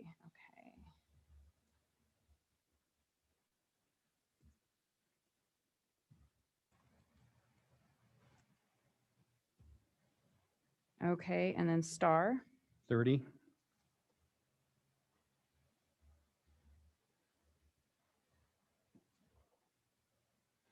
and Memorial Hospital. Recommended. Okay. 938,440.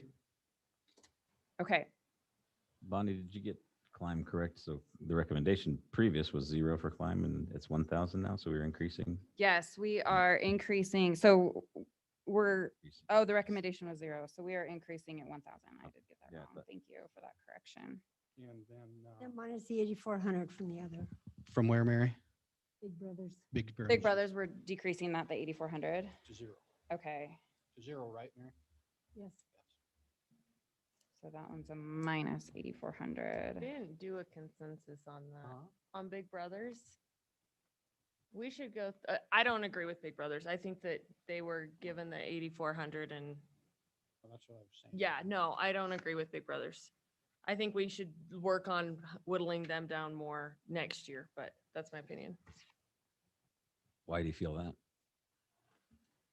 Because I think they would have had the opportunity to come and talk to us potentially today if they would have known that. Well, they had the opportunity last time. That's why they weren't invited, because they did already talk to you. I was concerned about the short amount of time as well, but every single one of these are short of, they're going to have the same amount of time as, if that's the only reason, then I'm, if we feel like they should be cut, the 84, because that's the right thing to do. I don't think the timing should be the reason that we don't do it. What did they put in for? I don't even have their What was information. your cash They on hand? originally put in for 12,000, and then they were requested to cut 20%, and then they came back with 84, but they said they provided a new funding request, but I did not receive it.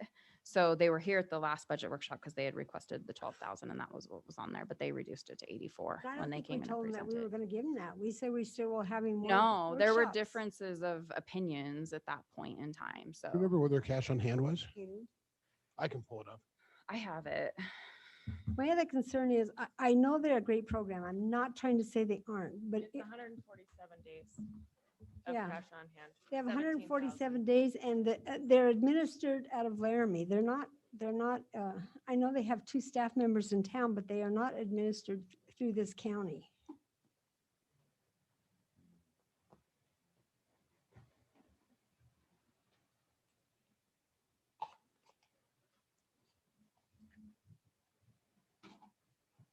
I guess I would have liked to have had them on the list if I knew we were going to discuss them, so I could do a little more research before.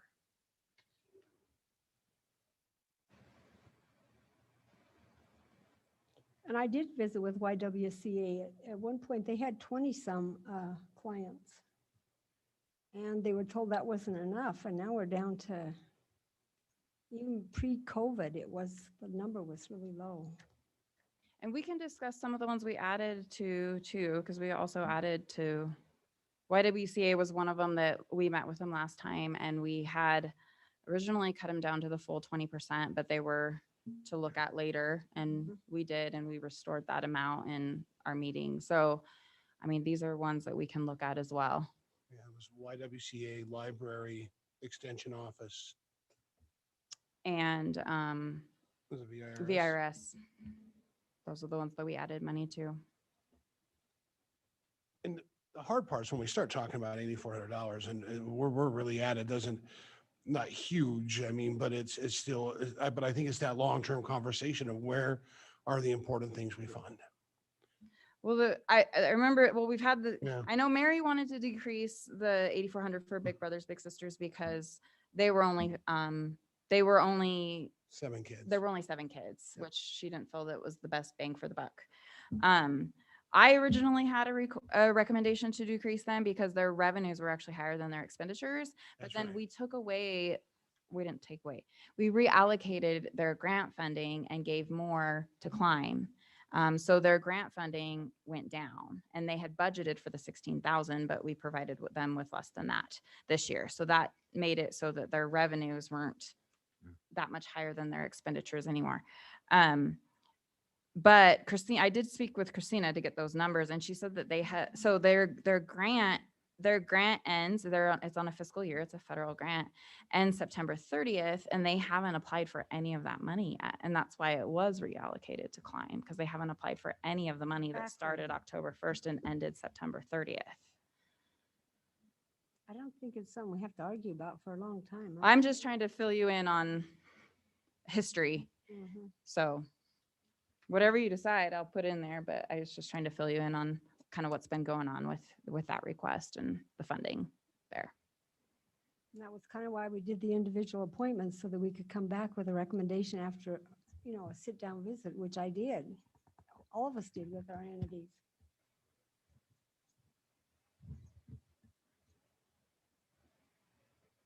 You want an executive session? I mean, executive decision? Can't have an executive session. I think we've followed a process after our last meeting and requested some things and followed through with some things. And we've done that here today. And to throw another outside agency possibly in, or 2 or 3 more at this point in time without the opportunity to come and talk to us, as much as I feel it would be legit with the number of served and everything like that, I still think we must honor ourselves and follow what it is we requested.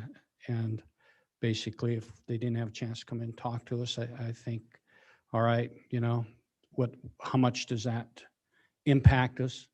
But I also agree with, exactly, somewhat we had that degree. So when you ask me where I'm at with it, I have no problem with leaving it there. But again, too, I think there's enough conversation out there to know that next year's a new year. It may not be a reality.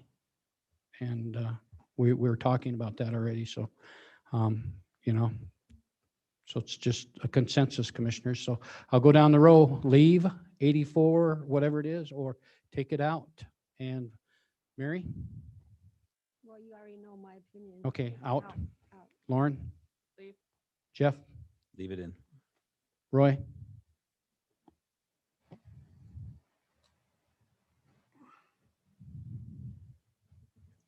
Roy, I can help you. I'm thinking. You and I and Bonnie met, and we all decided after our discussions that, and you agreed to Yeah, I leave the believe it. 8,400 in. I know. Okay. That didn't help you at all. Didn't help. I didn't hear the right. Thank you for being the conscience. So are you He said leave. leave? Okay, very good. So Leave we're it in. leaving it in. Okay. Okay. Here we go. What'd you come up with? Okay, does anyone recall the numbers for veterans services? I did not take very good notes. I have travel, and I think this one's for veteran services. Travel 2,000 to 5,000, but maybe it wasn't. I had meals Oh, they're 8,000. leaving. But We're not finished. That's awesome. Seniors leave and we lose everyone. Thank you for all your work. Thank you. Thank you. So did anyone catch veteran services? I, Not specifically. this too. The line I skipped. It's Yeah, the I- only one I No, skipped too. And then Rob, I put plus 9,000. I didn't know the exact amount. I think he said it was roughly 9,000. I think it was a little bit less than that, but it was So about it was 9,000. so I put that 9,000. one. Veteran services, he wanted training to go to 8,000, He wanted training. to stay at 8,000, or to go to 8,000 instead of 10,000 and not the 1,500 you guys proposed. So 8,000 for, No, that was education and HR. training. Oh, That was okay. HR. Oh, This is Veterans Services. yeah. Okay, I stopped typing. Okay, well, it's probably pretty minimal, so we'll just pretend it's in there right now, and because we're still gonna discuss these. These aren't finalized, so, there's, No, we're not going to discuss them. you're not gonna discuss the departments? I thought we were gonna discuss the okay. departments. We have to do it today, though, yeah. Yeah, aren't we gonna okay. discuss them right We're now? going to right now. So Okay. so we know we're, right now, we're $308,000 short after I added all those back What in. was that again? $308,199 short. And that doesn't include the veteran services, because I don't know how much that was. Okay, so go down the list of what you have. And So for HR operating, I have $42,670 that's for operating. And that was the increase for education from 1,500 to 8,000, and the increase to dues and subscriptions to total $30,000. So that brings the total to $42,670. Risk management operating, I have $541,630. Veteran services, I didn't change because I was not quite sure what to change on that. The treasurer, I increased that by 9,000, so that brings it up to $81,744. Facilities custodial, Wouldn't that be 82,000? I thought it was roughly 82, you said. 82,744 from 73? Yeah, you had 9,000, it'd be 82. is it 9,000 exactly or 9,000? Because I did, Oh, I did the 73,744 plus 9,000, Mhm. which got me to 82,744. Yeah. Yeah, that's right. Is that right? I said Okay. 81. Okay, facilities custodial, $60,120. Yes. Facilities maintenance operating was $991,140 And 3 cents. and 3 cents. Yeah, 991,140 and 3 cents. And then Parks and Rec, $259,067. And Road and Bridge, $1,035,000.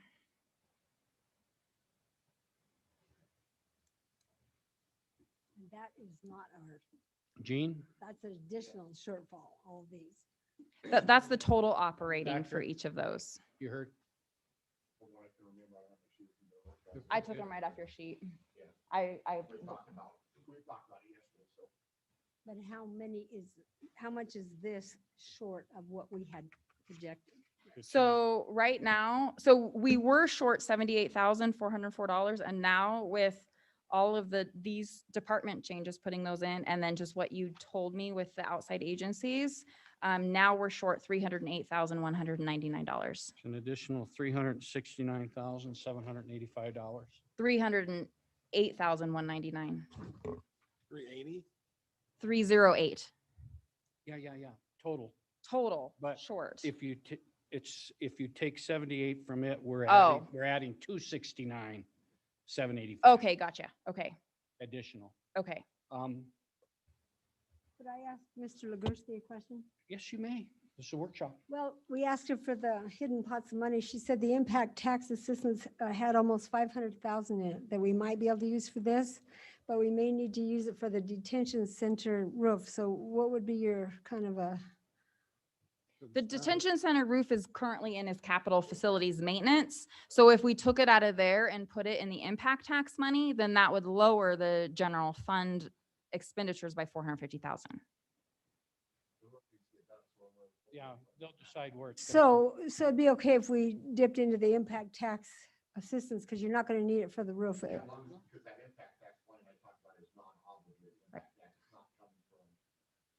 I'll have to double check and see exactly how much is in there, but I believe it's about $500,000. Commissioner Toman, when we move into that direction, Bonnie will keep us informed. We know, I think our decision now is, are we okay with these numbers? Knowing that in order to balance our budget, we're going to need a total of $308,199 to budget to balance it. Is that correct? We would, but if we took the 450,000 out and moved it into the impact tax fund, I would increase the impact tax budget by that. And we would actually, this number would, you'd have to subtract 450,000 out of it. Okay. Right now, just based on what's in front of us, the next move is how we going to do it, which comes into play with what you're saying. Sure. So first of all, let's make sure we're all on the same page that we're 308,199 plus. Plus veterans VSO. Yeah, VSO. changes. Okay. Now, my question is, with that, what kind of direction would you like to ask Bonnie to go in finding revenue to cover this shortfall? And she shared with you. Do you want her to use the impact tax account? Yes. Mary, Roy? Yeah, that would be fine. He doesn't Fine. sound as excited I'm as just the rest thinking, of you. there's just so many, I'll be honest, it's just, I mean, I'm on, yeah, I mean, I'm, what are some of our options? I mean, to find the revenue? Very good question. I It's think either it's find the better out revenue or of make the the- cuts, and we just didn't make the cuts. And We I had think But money it's back what in. other reserves besides the impact? Exactly. What other, so it'd be the A little bit regular, left in Parks and Rec. yeah, Parks and Rec, impact reserves or regular reserves, And which the depending, impact's part of. Or that or cut budgets Or ARPA. or that. Yeah. Yeah, and I don't, I'm going to say this, I have no issue with that, but until we see what the sideboards are and that type of thing, I want to see all of that, and then we can come back and see how it's spent. I don't have any issue with it being spent. But I personally want to see the sideboards and understand it. I want to know what the leverage is of where it's at, of keeping it there, plus have that conversation. This is one time good money to be used. I'm not going to use my adjectives. Properly. So- Okay? Christina just keeps giving weird looks Consensus. out there. Consensus is, Bonnie, balance the budget using the impact reserves, impact tax money. Okay. Do you have something to say, Miss Christina?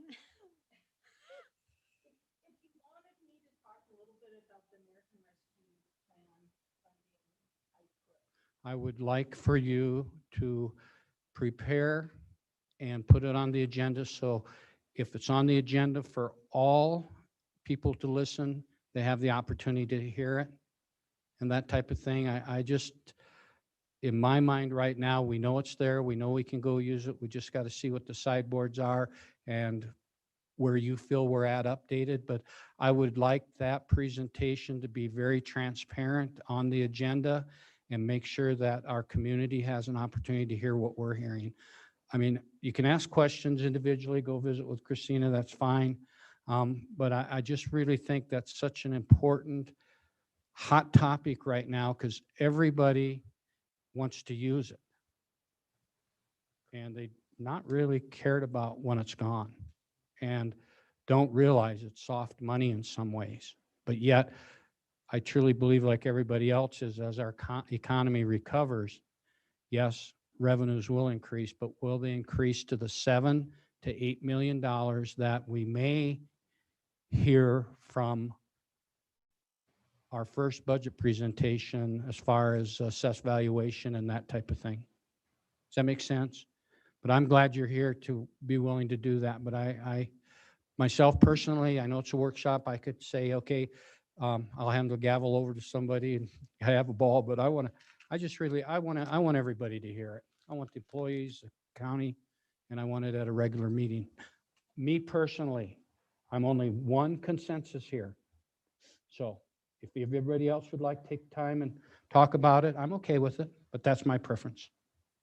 Mary? I just, what direction shall we give her if she can't use that impact assistance money? Do we just take it out of general reserves then? Can you not? I can. But you said we could, didn't you? Or do you think there's going to be a problem with it? I don't think there's gonna be any problems with it. Do you want me to take the whole 400, the roof project's 450,000. Do you want me to use budget 450,000 for that in impact tax? No, I think go the other way. Go the other way. Of just whatever our shortfall is, use that amount. Out of the impact. It breaks it up into two different funds then. I guess I'm not understanding. I don't know what dilemma you're facing. Well, for the county, like it breaks that project up into two separate funds. So you're paying for part of it out of the impact tax fund and part of it out of the general fund. You know, you've done a very, very good job guiding us through that, and you've been very, very patient with us. And I think that's the mother in you, and I appreciate that. So I'm going to look at you and say, what's your recommendation? My recommendation is just to budget 450,000 in the impact tax fund for that roof project. So how does that? And How does that? take it out of the general fund, and then we'll be fine with the general fund. Our revenues Yeah. minus our You okay with that? our revenues plus our cash carryover plus our reserves.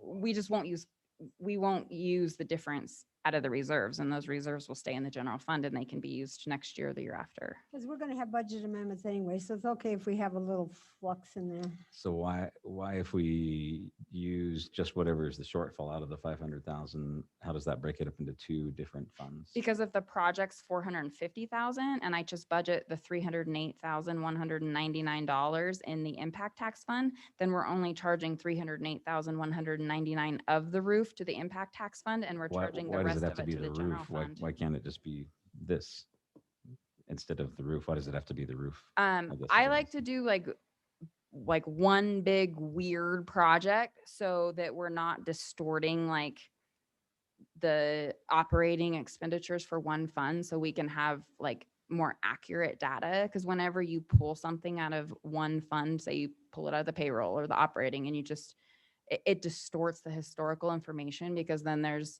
and the capital's all over the place anyway. It's not piecemeal. So it's easier to analyze the information and compare compare information if you do that way. That's one reason. The other reason is people are actually going to have to charge to that impact tax fund. So it's easier just to charge one big project to that impact tax fund than be like, oh, I'm going to charge this $37.47 bill to the impact tax fund. Okay.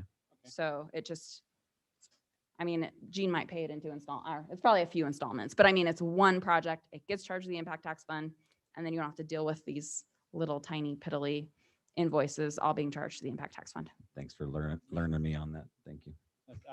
That was a better explanation for me too. I get it better. Thank you, Bonnie. You made that easier. I'm glad you found that secret pocket. I'm glad I can speak, Commissioner. Doesn't happen all the time. It's getting better. You know Am I that. getting better at it? Yes, you are. Well, I think we're getting better at interpreting what everybody's saying because we're all pretty new. Save the Okay. day. So, but that pot of money's gone. It'll be gone next year. So Oh, there'll be a little bit left in there. maybe like 50,000. I think there's about $500,000 in there. Yeah, you've still got inflation to.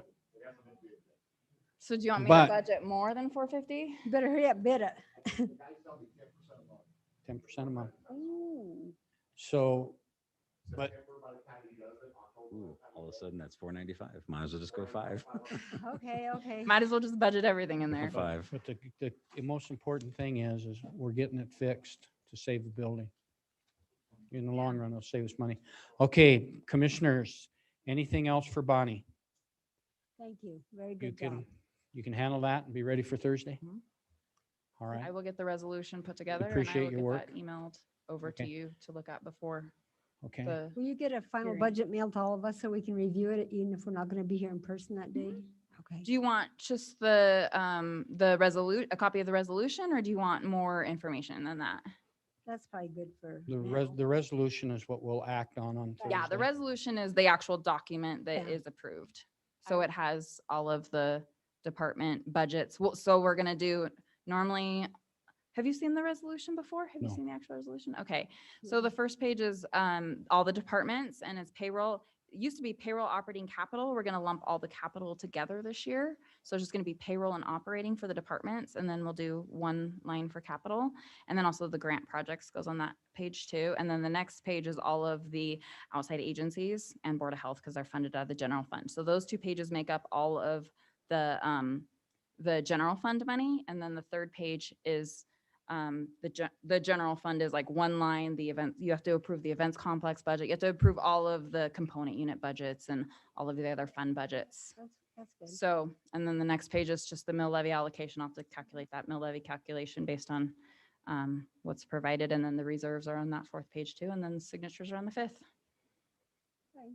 And thanks to Jeff and Roy and you for trying to help us get to that. Okay. To that magic I hope we number. all feel better about Yes, I I'm feel not a sure lot any of better. the work we did like panned out today. But we had a nice talk. a little bit, it was a good visit. a little bit. But Some next of year we're gonna them, feel worse. like 3 of them. Maybe 3. I don't know. Yeah. We had some good recommendations. We just didn't follow them. Well, and we increased some budgets too, and I felt better about that. And we're still on for increasing those, right? Yep. So, Yeah, we trusted you and Roy and Jeff to come up with what you did for us, and you did what we asked, even though, that's how it is. So that's okay. okay.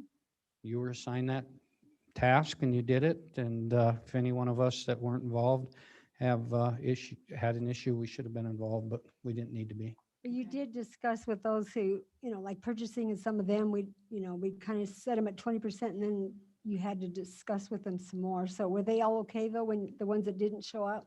So I didn't cut them 20%. The departments were just their operating budget, and Oh, I yeah. held them to It the wasn't highest. To be, yeah, okay. So they were all okay with that. I did send them recommendations on line items. And I mean, we played around with those, but everyone that was able to come in to those, the recommendation to holding them to the highest, they didn't come into me because well, I don't know if they were that agreeable, but They they allowed me. they did what they needed to for the team. is what Yeah. they did. And I told them I can do budget amendments. So if they get into a situation where they can't stay within that amount, we can do budget amendments, and I have no problems doing budget amendments. I mean, it's really expected if you're gonna cut budgets pretty tight, you're gonna expect budget amendments. We've cut before, and it's actually the more you cut, the less you spend, even though you do budget amendments. And I think that's why we cut so deep on some of these. A couple years ago, when we saw 20% reductions in revenue, the board at that time decided to do, rather than doing just the whole 20% cut over 1 year, because that was huge, especially for departments that 85% of their budget's payroll. How do you do a 20% cut? They did 10% the first year and 10% the second year. And by the first year was okay. The second year, I'm like, I'm gonna have to do so many budget amendments. But I mean, there were budget amendments, but not nearly as many as I thought. So I think the less, and I think that was the goal, to eliminate the over budgeting, because it is happening. There is over budgeting, and that would help, take the cuts where you can get them easily, right? Where it doesn't hurt. So that was the reason for reducing to what people are actually spending. And the second reason is because, if you go to the store with $5 in your pocket, you're going to spend less than if you go to the store with $100 in your pocket. So, I mean, yeah, we can do budget amendments, but I think people are a little more willing to really think about what they're spending the money on, when they have a lower budget, when they only have the $5 in their pocket. So and you can always do a budget amendment if it doesn't work out. So. Okay, Thank you. we have a document and Okay. we have a resolution. I will put it together. Thank you very You much. will have one in your email, All right. hopefully tomorrow, but possibly on Thursday. That's okay. And you know what? I'll be here early before 5:30. So if it's on the desk, since there's just 3 of us that'll be here, Mary. Well, I will join. Oh, you're gonna join, but I think, Try to join fine, but And you Mark, know, but- I'll be in. I will send Pinedale. you all the Zoom. Yeah. Okay, the wait a Zoom minute. Invite. Jeff's gone? Oh, you're here Thursday. Okay, so it's Lauren and Mary. Okay, Lauren and Mary. So, okay. Well, I'm gonna make You'll every be- attempt. It's just if the service. Yeah, I know. Well, yeah, if we're going to plan on you, but at the same token, if you don't get service, you can, also, let me ask this question. If you don't have service for internet, will you have service for phone? So you might want to talk about a way to phone in, even if it's on a one of our speaker cell phones. You can, Or you should be the able to Zoom just, link, you yeah, can you just should use the just be able to phone. click Yeah. on it, open Yeah. your Very email in good. your phone and just Yeah. click on the link. The Zoom options give you a phone number. I want to ask Mr. Or Deanne, that, yeah. Leon, though. Hold on a minute. Go ahead, Mary. Is there an option, like if Lauren, based on what we've discussed today, of leaving a written proxy vote to approve the budget? A proxy vote, not that I'm aware of. Especially not for our budget, probably. We'll have three here. The Yeah, okay. thing I'm sensing, Commissioner, is when I look at past budgets, and I'll reference last year's, you know, it was a tough time last year, and we got to the final hearing, and I really kind of sensed, since I didn't get my way on some of the stuff I had, that was a good reason for me to vote no, or representing somebody. So we had some no votes and that type of thing. In fact, we had to revisit it because it was 2-2. And of course, then somebody changed their vote so we could pass the budget. My feeling is when we get into that budget, I understand voting no to it, and I get it. But you know what? This is why we're doing this now. Let's find out what the consternations are and see if we can't come out so everybody's in agreeable, because the last thing I want to see is something occur and we can't pass our budget or have our budget hearing and pass it. Well, That's- I feel like we've had I'm- consensus today. I agree. I think so too. You're not gonna vote no, are you? Well, we'll outnumber him 2 to Well, 1. and here's the deal. You know what? What I learned from last year is I voted yes last year. I didn't agree with a lot of the budget, but we got there through a consensus process. And since the consensus got there, what I learned, what I'll do different is when they're asked for comments, I'm going to say I'm voting yes, but here are a couple of my specific concerns that bother me, but I'll vote yes because we got to this point through consensus. And that's where the discussion comes in before we call for Exactly. I got a question. You know, you just brought something up that clicked. When we're down at legislature and the legislators go through a roll call vote on a bill, at the end of their vote, the vote person, pardon me? Then change. Yeah, there's an ask a question. Mhm. Would anybody like to change their vote? And I read that kind of like what Roy said. I'm going to vote against it. I want people to know it. I get it. I respect that. But then if we ask somebody to change a vote, they can change it back so it passes. John, is that a practice that is allowed? I know they must be allowed in Robert rules because they use Robert's rules at the legislature session. But is that something we can, you know, we would want to talk about, and if we want to use as a commission? Research it. Huh? It's interesting. It is. Would you research that, please? Sure. Thank you. All right. With that, anything more before this workshop? I'd like to make a note that I seen Gene smile for the first time in 6 hours today.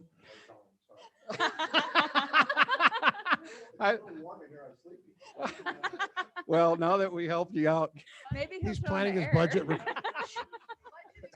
All righty. With that, is there anything more to come before this workshop? No. Commissioners, Bonnie, everybody did a great job. Thank you very much. With that, workshop adjourned. Actually,